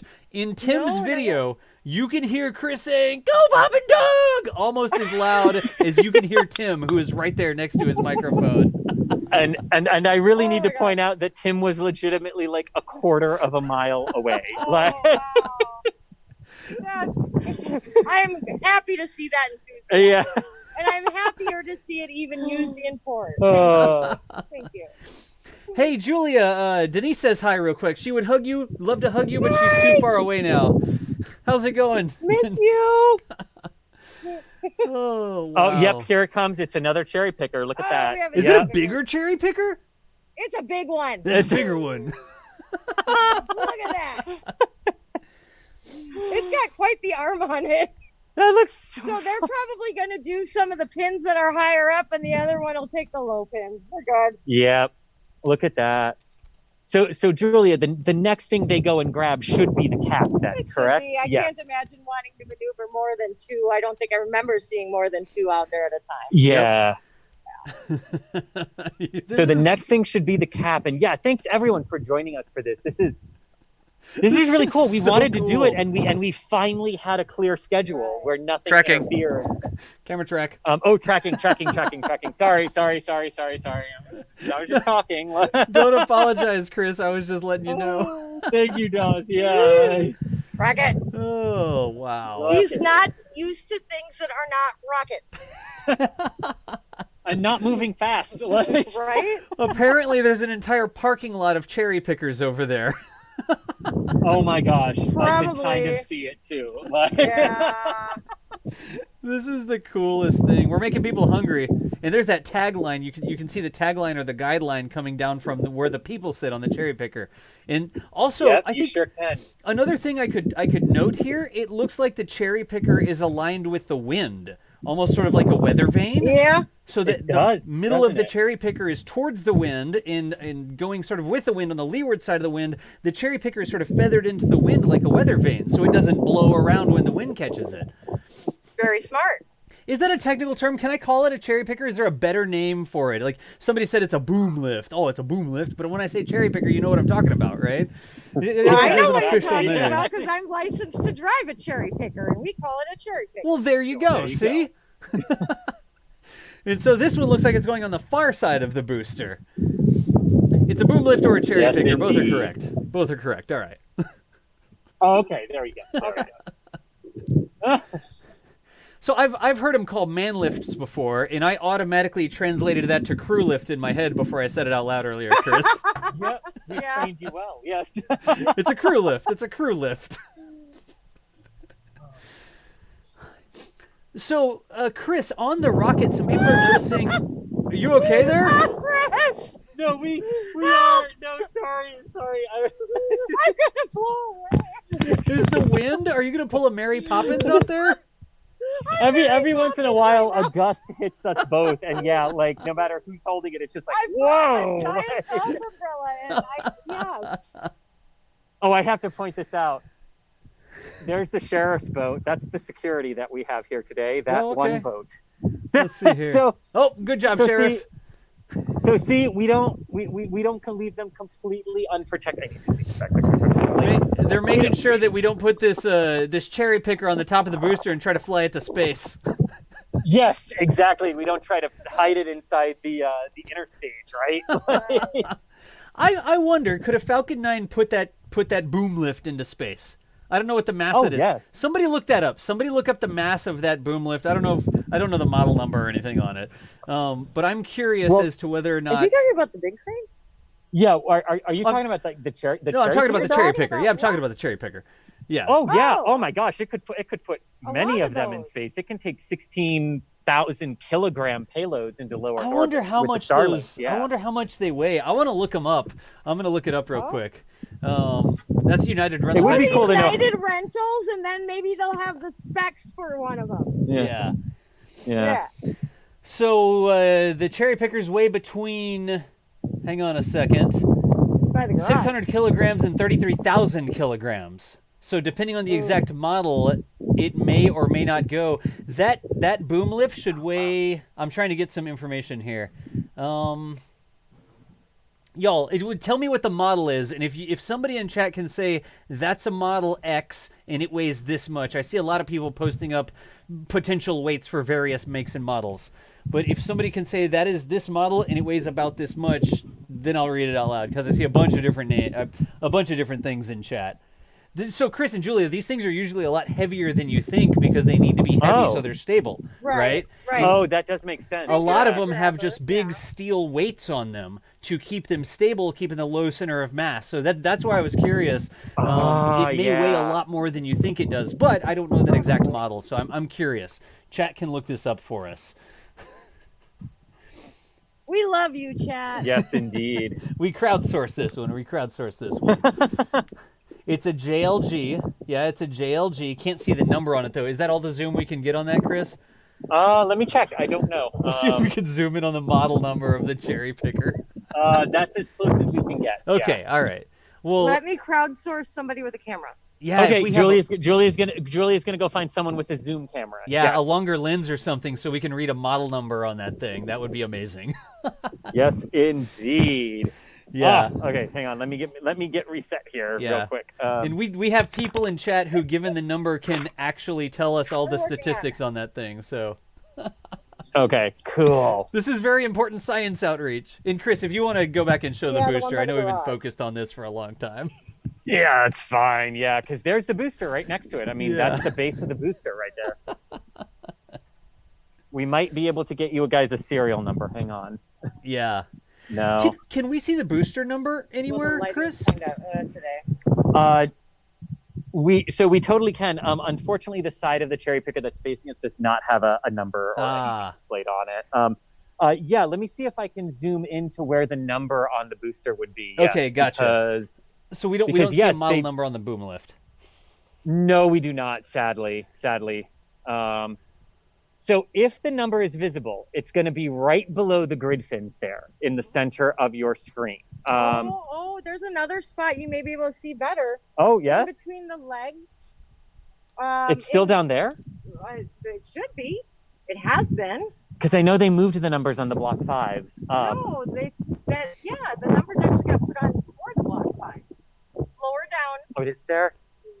Oh, yep. Where is it? Oh, right by the meatball. Yes. Okay. So yes, we're trying to find the booster serial number. Yes. So look at the meatball. Look just to the right of it, underneath that grid fin, and there's a very faint 58.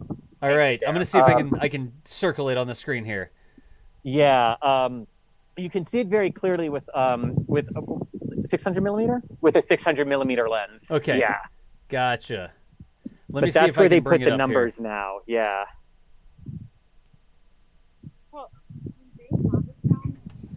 And we're gonna check too to see if they have the number down by the legs too. Yeah. I know we have digital zoom turned off on this camera, but the Canon camera you're using goes up to about 583, but it doesn't have like a crop factor that would bring it up any more than that. It would be digital zoom from there on out. So I can't really make it out. Is it circled, Chris? Does it have a circle around it? It is not. It's just literally a very faint gray. It almost is the same color as the chart. I think it's. Is it? I was right. Yep. Okay. So they are. Yes. There are two places that they are. Hold it. Okay. Hold that. So it's up there. Yep. And Julia, again, we're learning so many new things. Okay. Okay. So down at the base. Sorry. Almost down at the very So point of it. yeah, down at the base. Right there. I can right see that above one. the black strip. In the gray part that is exposed, that isn't covered by I got the it, landing Chris. legs. Yeah. You got it? Yeah. Yep, that's it. I That's can where see the That's where the 58 number there. is. That's where 58 is. Yeah. Yep. I don't know that I'd be able to tell you it was 58 if you didn't tell me it was 58, but I see the number. See it in a different place. Yeah. Okay, so you couldn't tell if it was 58 unless I said it, but now you see it. Yeah. Okay. Oh, Yeah. we're picking something else up. Hang on. We're picking something else up.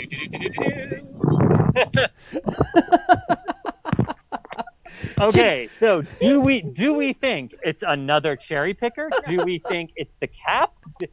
We're playing. We're very low. It is. I didn't see if they took the pieces off.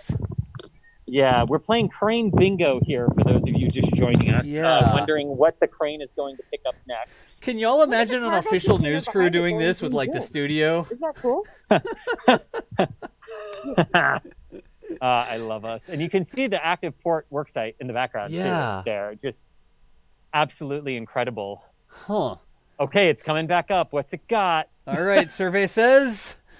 Oh, it doesn't have its doesn't have its connection points. So They removed the rigging. those. Okay, so this should be the Aha. cap then that they're going to go get now. Maybe. Unless there's something new, this should be the cap, or they're done for the day. This should be the cap. We think. I'm hoping they move. I'm just. Yeah. Chris has to see the cap. Oh look, no, there's a lift on the ground or something. There's like a forklift that's moving around. You see that? Yes, it was. Yeah, we do. Yeah. I wonder if that forklift is involved with the operation. So I couldn't tell. I know what you're talking about. I couldn't tell if it was a perspective thing that made it look like it was at the same place, or if it was behind it. Yeah. Because it looked kind of like the same thing we saw lifting the shipping container a few minutes ago. Right. And Let's actually, see. the crane has now gone back to its parked position. Okay.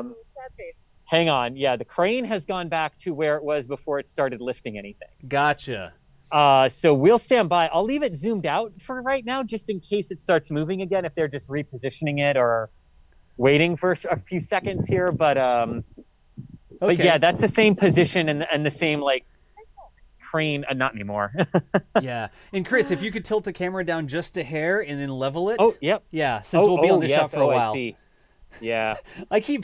I keep cracking up. I keep completely cracking up that imagine like a news crew doing this, and the anchor back in the studio is like, no, point the camera at this. Like, is that level or no? That's a little not bit quite more to level. the left. Yeah, if you loosen up the bottom of the ball joint, Yeah. that's good. Ship it right there. Yeah, perfect. Yeah. Yeah.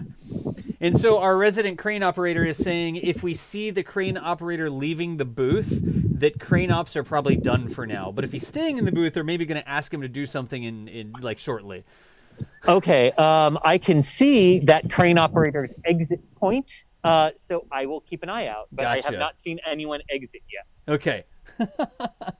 Oh, that other crane, I just saw it go by in the background. Yeah, I don't think it's related to SpaceX. I think it's just a perspective It was issue. picking It's something doing else up. regular port work behind Yeah. the booster. Okay. It's moving all those containers off onto where they can be shipped out and put onto trains. It's moving it to the train depot. It's moving it to the rail line.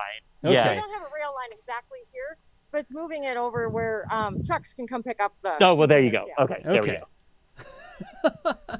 What it needs to pick up those blue containers so we can see what's behind them. Yeah, right. That stuff is over here behind the camera. What are they using the tray picker for by the garage? I don't know. Someone just got into one of the cherry pickers. Hang on. Oh, look. Maybe they're going to turn the cherry picker around so we can get the model number. Maybe they're removing cameras. That's what they're doing. They're turning it so we can get a model number. Sorry. Hang on. There you go. No, I was realizing you couldn't hear that DOS was talking. No, Sorry. you're Yeah. right, I can't. I'm sorry. I didn't hear. Okay. Wow. Are we there? Yeah. Yeah, we had can to hear switch Okay, cool. Sorry, we had to switch earbuds and everything. I was curious what they were doing by the garage with the cherry picker, and my I don't know, my best educated guess right now is maybe they're getting down the camera that gives us the awesome landing shot that's done by remote, because we don't get that shot usually. We haven't seen it yet, have we? Right. So that means it might wait until it comes to port. So maybe we'll get Ben's shot in a little bit on SpaceX. Maybe that's what they're doing. I really don't know. It's my guess. Gotcha. I'm still trying to squint down to 2010 and see the model number on that boom. I was going to tweet at United Rentals. Well, you should. Which I know. Answer, yeah. Oh, there's a Coast Guard. Yep. Oh, hey. Dun, da, da, da. I think I know what we can use some of our super chat for. We Wow. got the NSF yacht coming through. Yes. The NSF yacht. The NSF yacht. We could watch a booster landing from the safe zone out in the Atlantic if we had a big enough boat. I would so go out on that boat. I still can't read British. a model number or anything, huh? Yeah, no, we can't either. No. Okay. Well, United Rentals should know. I'm going to take... Chris, if you can pan the camera to the right just a little bit, maybe get the landing legs in there or something. I'm going to take a screenshot and tweet it at United Rentals. Here, does that work, Joss? Yeah, that's perfect. Yeah. Okay, cool. That's perfect. Okay, thank you. Thank you. The Coast Guard's doing donuts. Which one of these is yours? We want to know. Yeah. So we can see if Falcon 9 could launch one of these suckers. I'm literally going to tweet this at United Rentals right now. Please do. The thrusters came out of the water. Oh, they did. Look, guys. The Oh. thrusters. They came I don't out of the even know water. when it Look at happened. that. It just happened. It's done. Oh, they did. They picked up into their stowed position. Yeah. Look at that. I don't know. It happened. Ah, too bad we missed that. That would have been cool to see, huh? It would have. Yeah. Yeah, but but when they did that. Those we are were the looking thrusters. at cherry pickers. we were too distracted by cherry pickers. Nice. They know when to do operations. They know how to distract us. You know, like quick, pick up a cherry picker. It's in the air. All right, thrusters up. Man. Oh, so good. So so Julia, what do we think? I haven't seen anyone come out of that box yet, but like it's possible they came out in a moment when we were moving the camera. There's an elevator. Oh, there's an elevator, so maybe You may not even see them come out because there's an elevator inside of there. So Julia says there's an elevator inside that crane, so we might not actually see them come out of the cabin. Ah, interesting. Yeah. It's a really expensive crane, and the Port Authority purchased it for use of pretty much any company that wants to use it, but they specifically purchased it for the space industry, by the way. And it's mobile, and it can go up and down these docks, which is really cool. But yeah, with that, it's got some cool things like having an elevator inside. That's really cool. You don't have to be exposed to the weather. Indeed. So Julia, do we think? I mean, from a standpoint of, I know we've been talking about like, will they do it? Will they do night operations? How long will they? They won't. They won't. So do we think they're gonna? Do we think the cap will go on, or do we think since they put the crane back into like the, for lack of a better term, stowed position? Right. Where was? Do you think we might be? We might be done at for the night, wrapping up for the night, and then the cap goes on in the morning position. and then they lift it and retract the legs. In the Because morning? Octograbber, just like I kept it safe out at sea, it's now in calmer waters in port, and That's true. It's not going anywhere. The Port Authority, or the Harbor Master, let me be more specific. The Harbor Master is now more comfortable with this being here in the state it is right now without a cap on it. So. Gotcha. And to be fair, when they were doing the crane ops and lowering things down, you could see activity in hard hats like moving around, and you can't really see anyone moving in that area right now. Yeah. We may be at their wrap-up point because. And to be fair, some of the SpaceX employees have left. So. Yeah. Really quickly here, Yeah. Chris and Julia, really quickly, I'm going to bring this up. I've actually got the tweet. I said, hey, United Rentals, can you help us identify the model number of this JLG boom lift? It's JLG, right? The person who took the picture is no longer Yeah, here. I'm pretty sure it's so JLG. I'm pretty sure it's JLG. JLG boom lift being used to work on the flown SpaceX rocket at Port Canaveral. I got Port Canaveral in there as well. We're trying to figure out if the Falcon 9 could put it into orbit and need the mass. Nice. I like it. So I'm going to tweet that. I copied everybody, and we'll see if United Rentals wants to engage with us here this afternoon. Very fun. I like it. And if anybody else has an answer here, let me copy the link, and I'm going to put this in the chats over here like that. Yeah, I saw JLG. I saw JLG. And chat thinks they've identified it. Let me see what chat thinks they've identified. That's a link to the tweet right there, y'all. Maybe we'll upgrade and get. Yeah. Bluetooth, So chat, and let's go back to the live video. There we go. Yeah. Chat is saying that they think that this is a JLG 860SJ. They think they could read it on the stream. I didn't see exactly, but they're saying they could read it on the video, and it's a JLG 860SJ, which weighs 36,000 pounds. Which would be roughly the equivalent of a Starlink launch. So yes, it could. No kidding. Roughly equivalent, 32,000 pounds and 16,000 kilograms. Roughly. I mean, I'm doing that conversion in my head, but that's about right. Right. Actually, Of all 60 Starlinks? like a 60 Starlink, 16,000 kilogram launch, and they're saying that's about 16,000 kilograms. The boom lift. So yes, it could, and recover the booster. And recover the booster. Nice. Yeah, right. Because they can recover. Well, because they can recover the Starlink boosters, and that's a 16,000 kilogram. Yeah.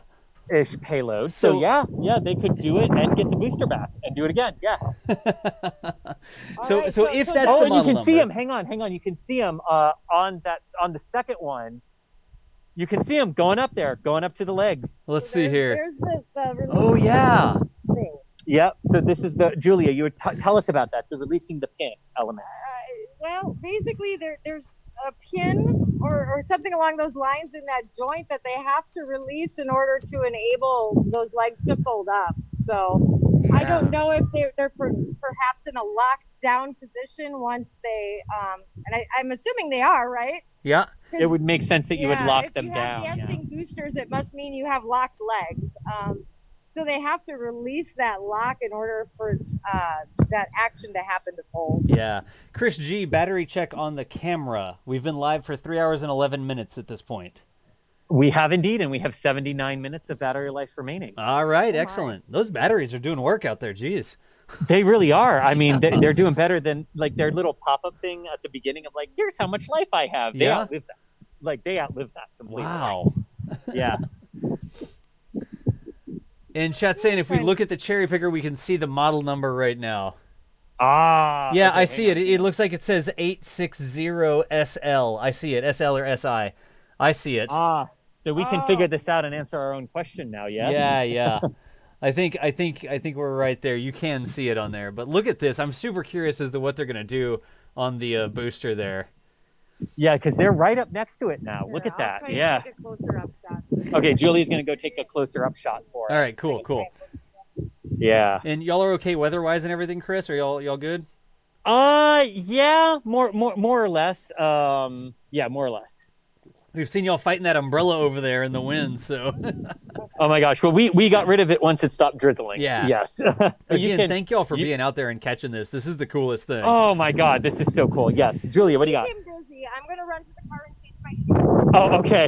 And I will upload a picture to our control center. Okay, Julie's gonna upload a picture to the control center DOS for us to throw on screen. Gotcha. Okay, good deal. All right, man, and everyone too. Thank you all for watching this. I mean, this is one of those streams that I know Dawson and I wanted to do this just to geek out, like for no other reason Just than to geek out. out. So About cranes and whatever. This is good. Yeah. Oh wow. All right. Since I am alone, I'm going to take a heat break from the mask. For a minute. Gotcha. Oh, all right. Yeah. Good deal. Well, again, if you're just joining us, this is a live feed Chris Gebhardt and Julia are out there at Port Canaveral. This is the NASA Spaceflight remote camera they've set up, and we are watching the operations. Earlier, we saw the booster come in on the drone ship. They've berthed it over at Port Canaveral, and now they're working to secure it. You can actually see the workers on the boom lift right there doing the things that they need to do to secure that booster back at Port Canaveral. But this is the booster that flew Bob and Doug on DM-2. This is the first leg of their journey up into space to the space station. So that is why we are so nerded out about all this, because it's really cool. 100%. And you know, there's some cool things to point out too as we're looking at this particular image here, which is the black part, right? So where the white part of the booster ends down here, and you get that black stripe down there, that's the engine compartment. So that's where all the plumbing and everything of the Merlin engines are contained within. And then when you get to the white part, that's where you start the tanks. Yeah. That fill with RP1 and densified liquid oxygen. And you can actually see the actual liftoff. I'm drawing on the screen here. You can actually see some of the Merlins down here. You can see the engine bells in that box right there if you look closely. Let me draw one for you. This right here, that's the bottom of an engine bell. So watch when I remove the drawing. That's the bottom of one of the engines. Indeed. And I'm going to bump this up just a little bit because I want people to see this. So right there at the top of the screen now. Okay, so from the Merlin engine bell that Dosh just drew, that is basically right at the bottom, right at the top of the red NSF ticker. Yep. And everything there at the bottom, to the top part where you can see where the landing leg protected, right? Some of the scorching. It's not a scorch where the landing leg was retracted. From the base of that rocket to the top of that little part where the leg cuts it, that is the entire height of a Rocket Lab Electron vehicle compared to the first stage of a Falcon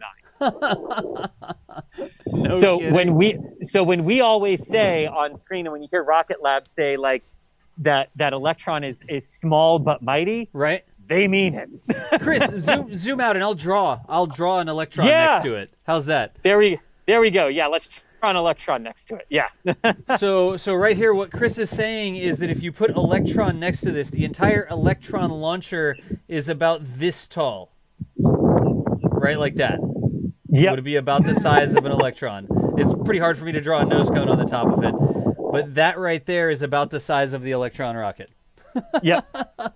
You know, a small satellite, small scale orbital rocket. So, you know, it's not just about size that gets you to orbit, right? It's about delta V and velocity. And you can see that we have some pretty impressive small rockets that can do some really cool things. And, you know, one of Electron's missions, even though it's a small rocket, one of Electron's missions is to send some payloads to the moon for NASA coming up here. So, you know, the fleet that we have here, but I just love doing that because we figured out the size difference during one of our NSF Live preps. Yep. And ever since then, I just can't get that size comparison out of my head. Yeah. For how big and how small they both are. Yeah. All right. Good deal. Yeah. Sorry, I was setting up something on my end here. So. Yeah. No. Totally does. So. A question from our end, because it is 4:30 on our end, about how long do we want to do we have any more questions about how long do we want to stay live? That crane, for the record, too, has not moved from its Stoke position. Right.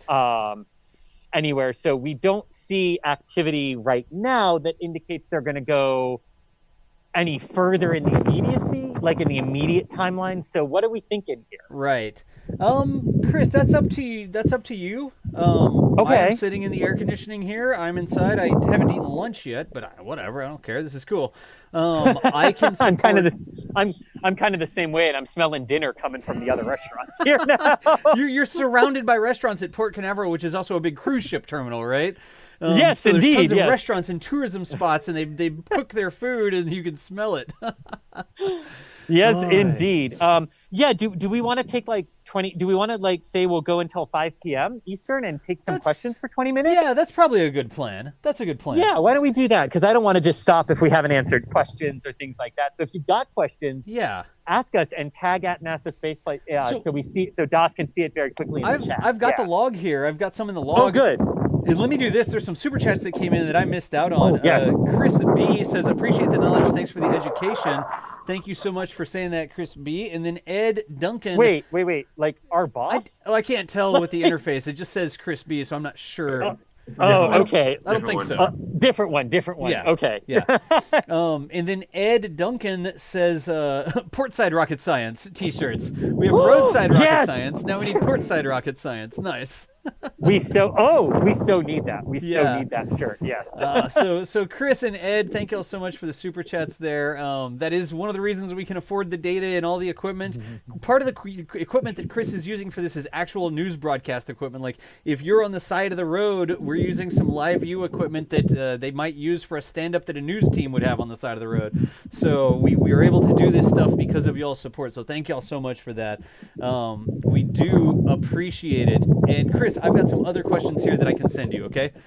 Awesome, yeah. All right. The microphone right now, we're getting a ton of wind noise. Is there anything we could do to... The wind just picked up. I'm going to put it under my shirt. Okay, thank you. And so I've actually got some little adhesive wind muff things that I will ship you for that. On my desk, I've got some little... You can apply it to those little microphones, and it helps cut the wind a lot.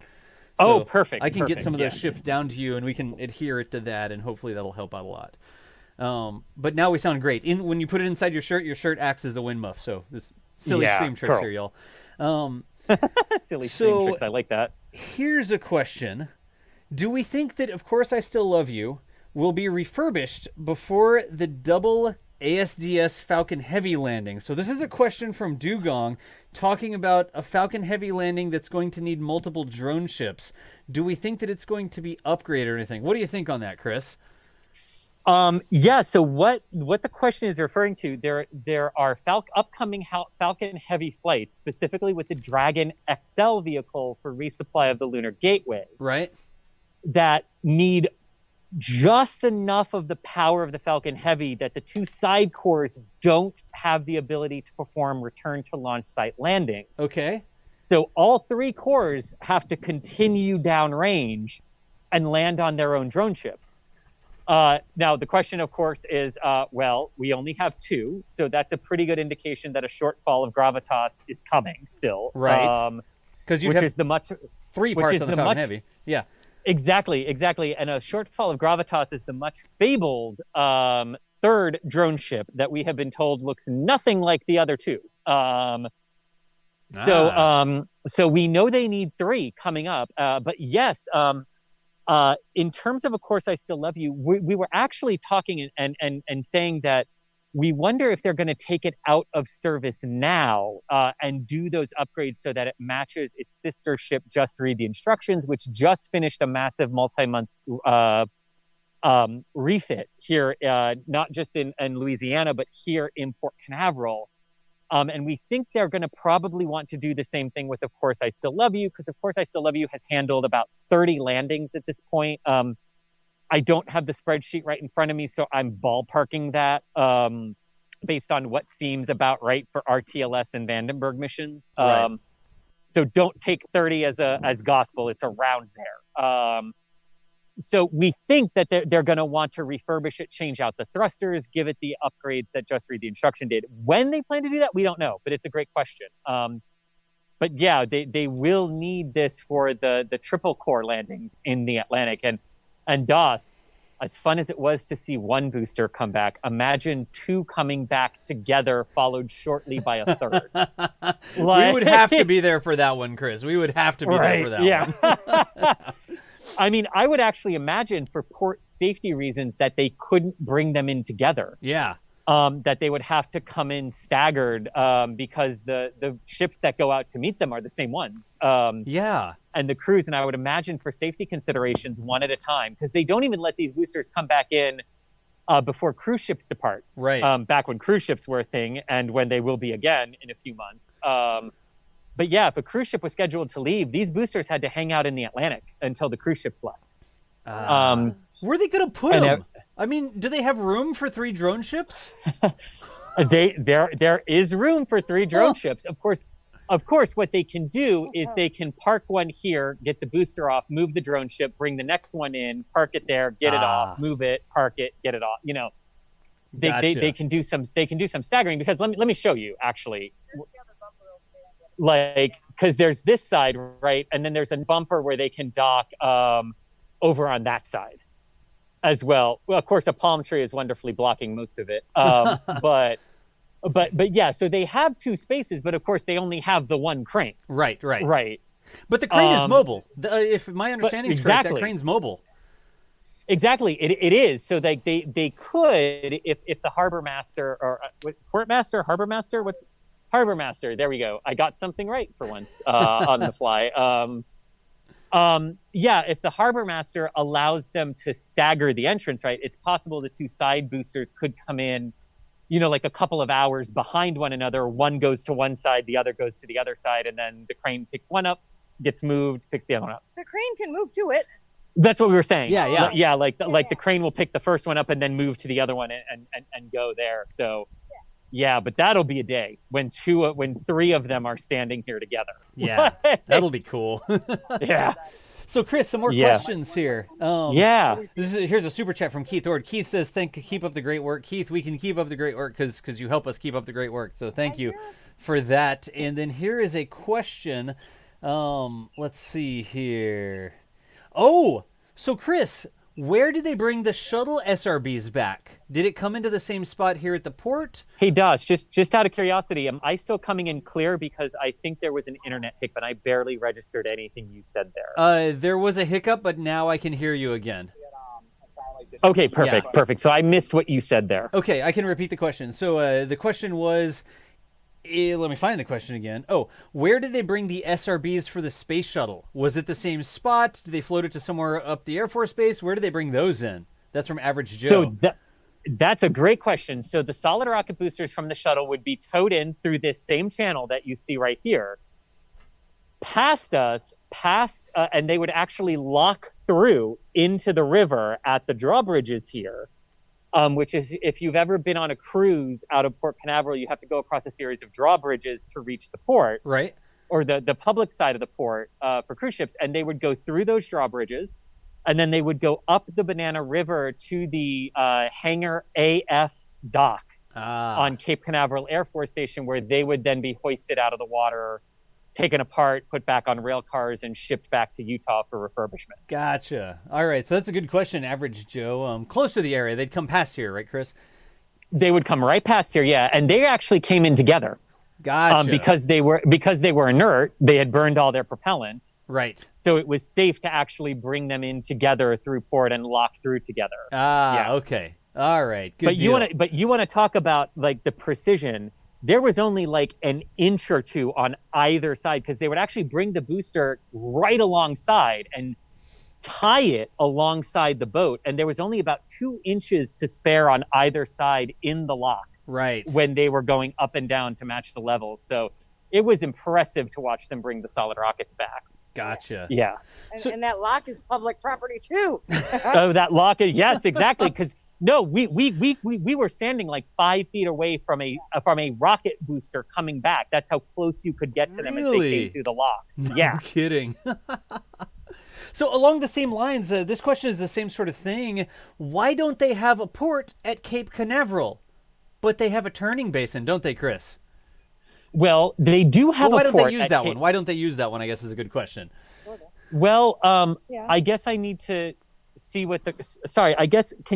Julia, so can you repeat that question, Doss? Because sure, I'm not sure what the question means, because we're looking at Port Canaveral. We're looking at the Cape Canaveral Air Force Station side of Port Canaveral. Right. So they actually do bring that in to Cape Canaveral Air Force Station proper. And the port, there's a little gate that we can't see that just whoop.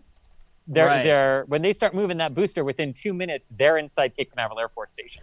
So I think I can sort of help. I think they're thinking this is a long way away from Cape Canaveral. Like, why don't they just return them straight to Cape Canaveral? So I'm going to bring up the video. I'm going to bring up the map really quickly here. Cool. I'm going to tell Julia what the question is, but I'm going to mute us so they don't have to rehear it. Yeah.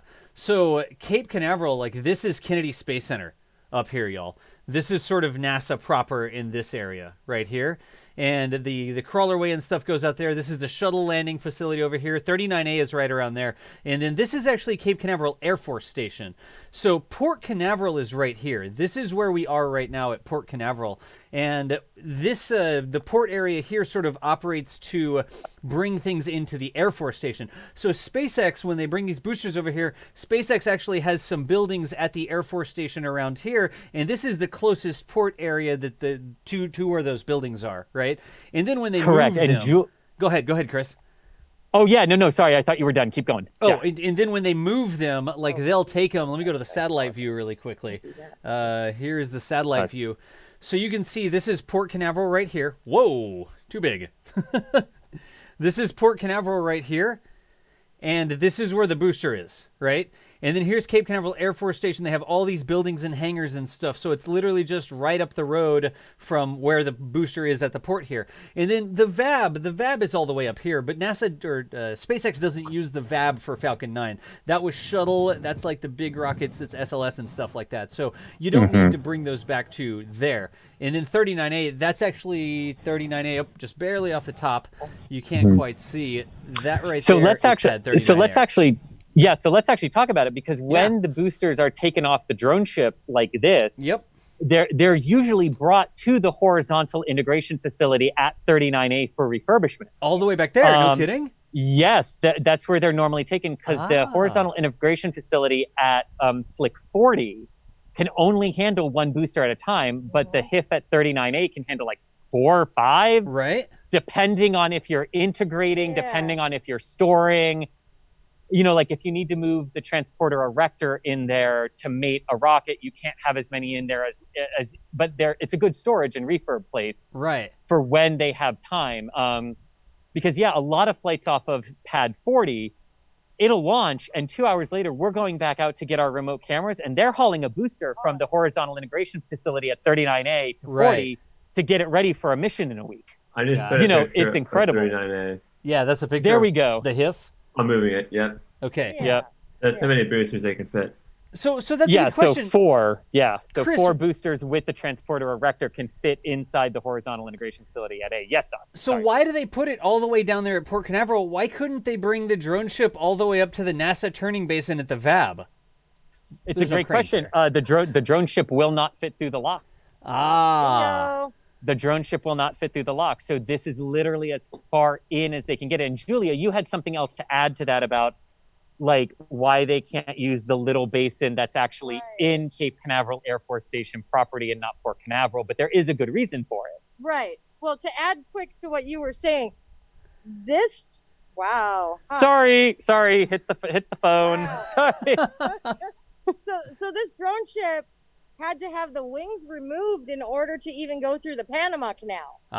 So the lock that is to the north of me, that's a really small lock. We're talking something that goes into a river access, basically. So if you had to remove the wings, actually, I don't even think the barge itself fits Could through fit there. through it, no. But Pegasus fits through there because it's more of a river barge size. So when we're talking about Pegasus moving to and from. Pegasus was built specifically to be able to fit through these locks when it was built for the Shuttle program and now the SLS program. Gotcha. So we would, in theory, have some other options in our port, mainly like that middle basin. That leads right onto Cape Canaveral Air Force Station property. Right. Problem is that these assets are not military that we're seeing in front of us.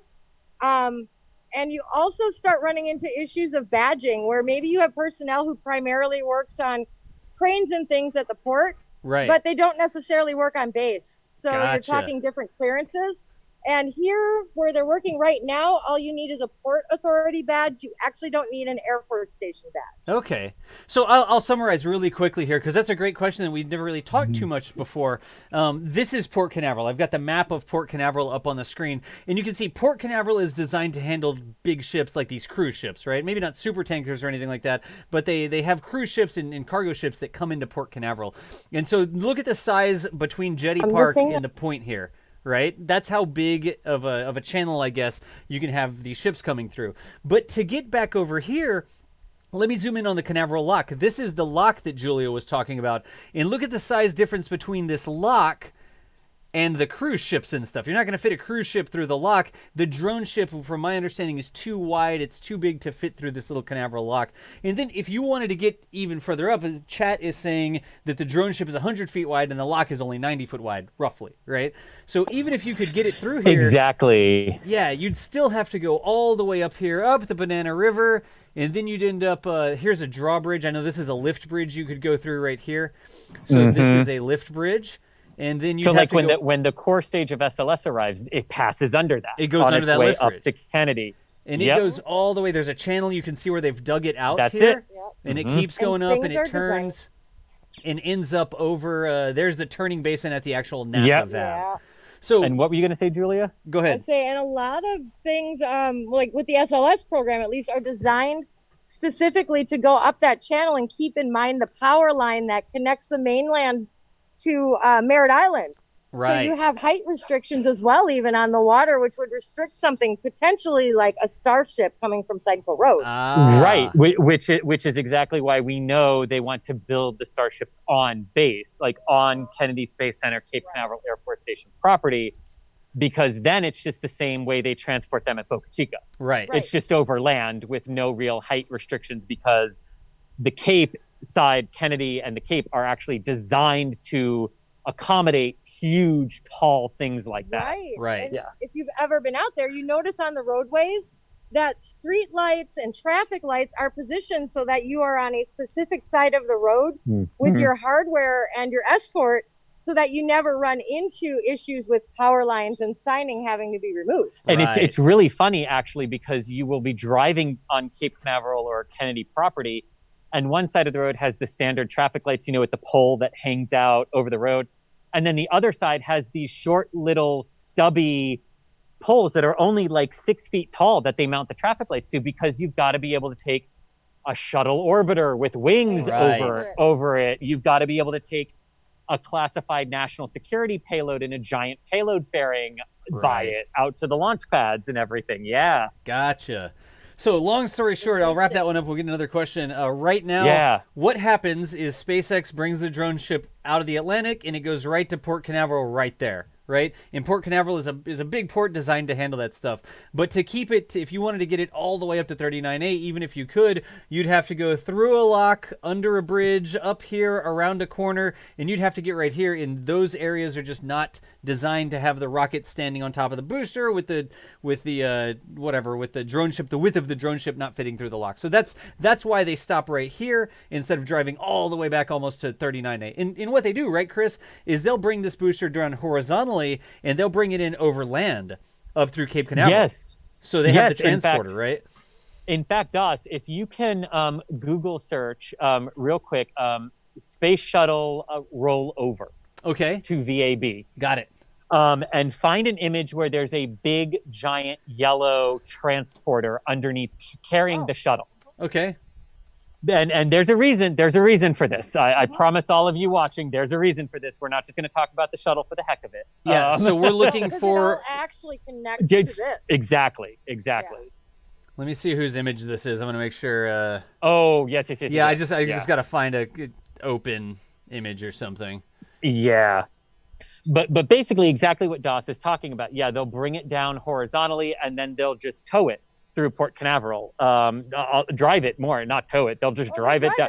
Yeah, because this transport has a cab, and they just drive it right down the road. Yeah. To the hip. Familiar looking transport, isn't it? It's a very familiar looking transport, which might have something to do with the video. There it is. There it is. So that big yellow thing, all they did was take the 3 attach points, the one at the top for the nose and the 2 at the base on the umbilicals, and paint it white, and that's the same vehicle that is now used to move the Falcon 9s around Cape Canaveral and the Kennedy Space Center. Yep. Gotcha. That's it.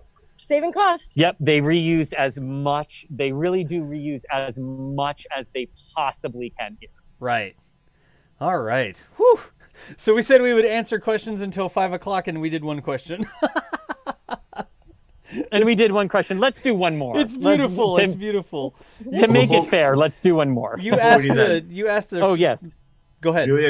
Julia quickly sent a couple photos that she just took that are close-ups of the rocket. Oh, sure. Go through those. Oh yeah, we're going to show your those. pictures that absolutely. you just uploaded. Oh yeah, yes. yeah, I gave them to. Yeah.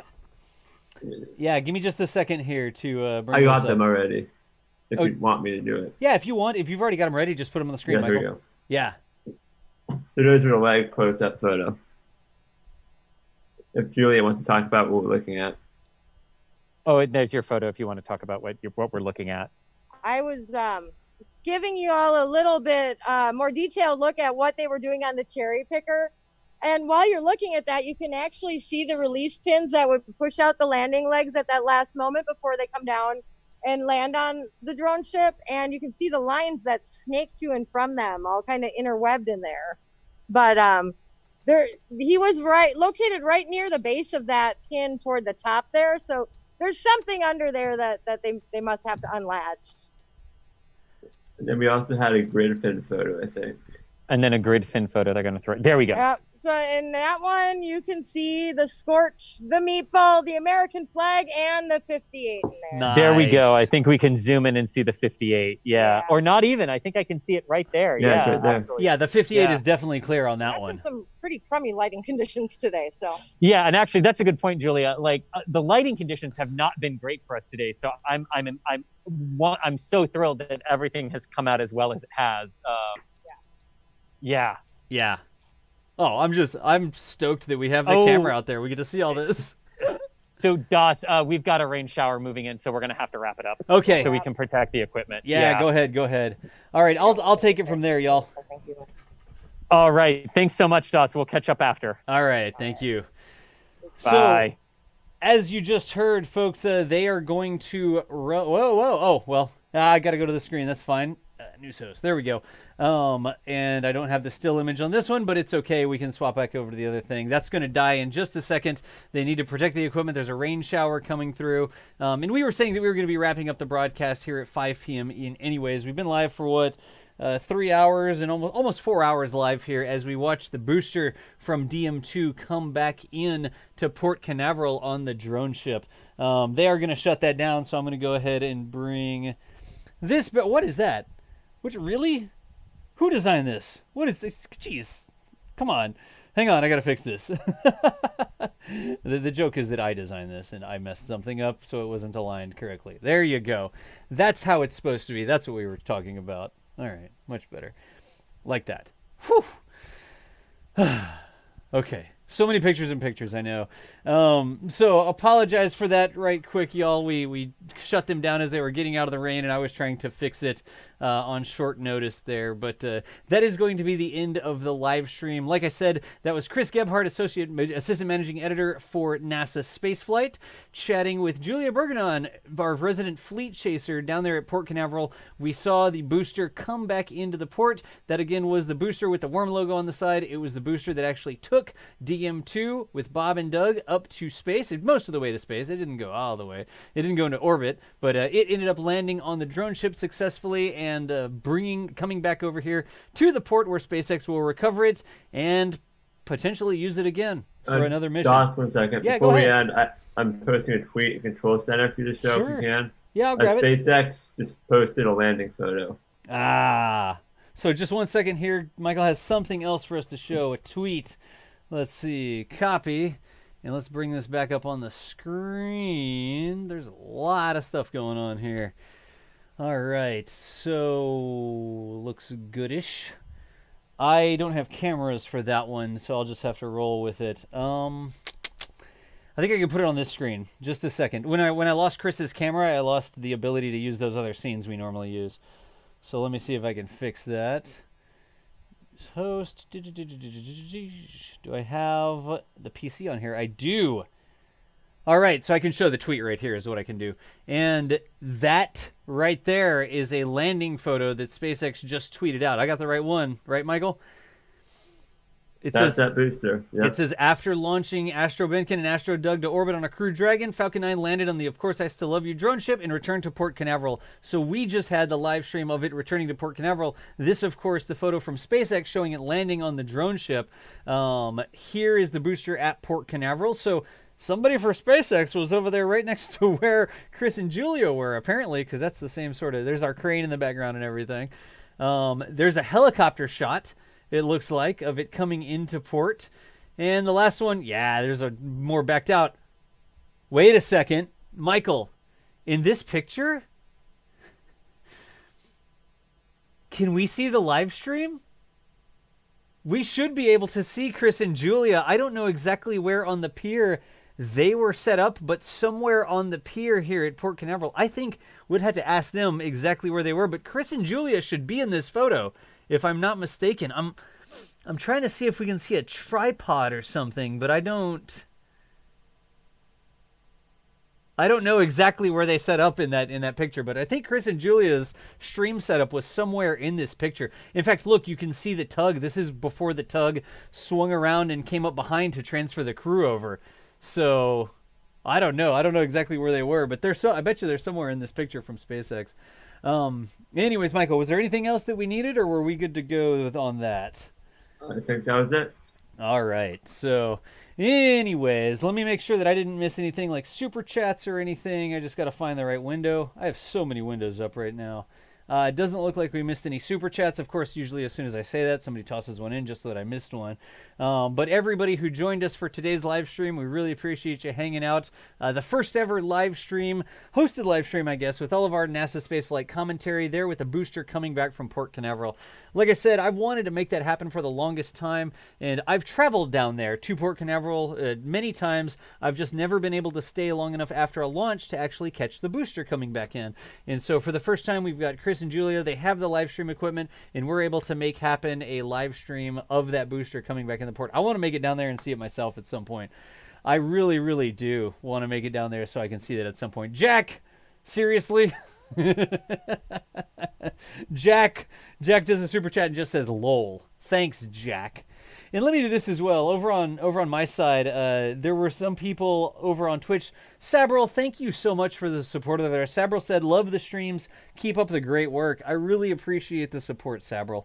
I really do appreciate the support. So thank you for making it so that I can do this. I've said a few times, it's almost like my Twitch stream put me through streamer college, because I've been doing this for almost 6 years now, and when I started almost 6 years ago, I didn't know anything about streaming. I couldn't have brought a remote camera in from Cape Canaveral. I couldn't have done any of that. I was a computer programmer beforehand, and it really was my Twitch stream that supported me so that I could learn all this, and then I could use the skills that I learned to help NASA Spaceflight bring this sort of coverage to you. So again, I want to make sure over on Twitch, the people that are watching and have been watching me for 5 or 6 years, thank you so much for making it so that we could get to this point. And I hope that you feel like we're using my skills that I've been able to gain here to bring y'all some really cool space coverage content.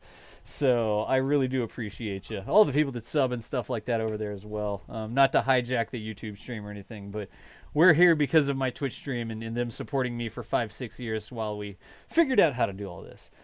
Jack, lol to you as well. Seriously. But for now, I think we're going to go ahead and spool down our chroma keyed Kerbal coverage. And I just realized I'm showing the weather radar up behind me. Let's bring this over here real quick. Where is my event title? This is what I'm looking for. So anyways, y'all, that's the end of our coverage here. That was live from Port Canaveral. Once again, if you want to keep up, at NASA Spaceflight on Twitter is one way to do it. You can also follow Chris G. He's ChrisG_NSF, and I'll put these links into chat. And Julia, oh wow, Julia, do I know Julia's handle off the top of my head? Let me make sure I get it correct here really quickly. She is Julia Bergeron, right? Yeah, she is Julia Bergeron is her name, and I'll put the links in chat so I didn't mess that up. There's Julia right there, and here's Julia over here as well. I was showing the weather. Yeah, you know, I was just showing the weather. Weather guy, I can actually stand up and I can use my camera to telestrate the weather like an actual... My green screen is a full floor-to-ceiling green screen, and I can stand up and point at the weather radar. Maybe one day I'll try that as a joke. So there's Julia's link right there if you want to keep up with her. And last but not least, Michael Baylor is over there next Spaceflight. He's running some of our overlay graphics here, the things that pop up on the bottom of the screen. And like this, that sort of stuff, that's all Michael Baylor. Thank you for that, Michael. And you can follow me. I'm John Galloway, the host. If you're over on Twitch, you know me as Das from the Kerbal Space Academy. That's sort of my Twitch bag. But I am K-Space Academy over there on Twitter. Last time. And here's that. Okay. I'm just super excited that we were able to make that stream happen today. So Let's go ahead and yeah. In here you can see that we have a 100% chance of booster coming into the port today. I like it. Let's go ahead and shut the stream down here. I do appreciate one last time everybody hanging out with us. You know how it is, whether it's coverage from Boca Chica, Cape Canaveral. I want to get some stuff spooled up over on the West Coast. We need some launches to happen out of Vandenberg. We'll get a remote camera out there. I don't know, Rocket Lab is up here in Virginia. That's one state up from me. Wherever there's cool space stuff happening, we're trying to get you some cool live coverage like this. And we hope you appreciate our commentary and feel like you're part of the community as we're able to share this stuff. But for now, we'll sign off. Like I've said like 10 times already. Thanks again for all the support and making this happen. Later, nerds.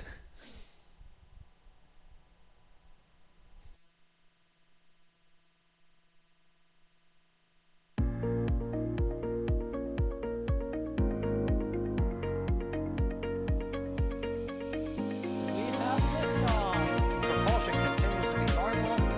RCPA chamber pressure looks good. Following up.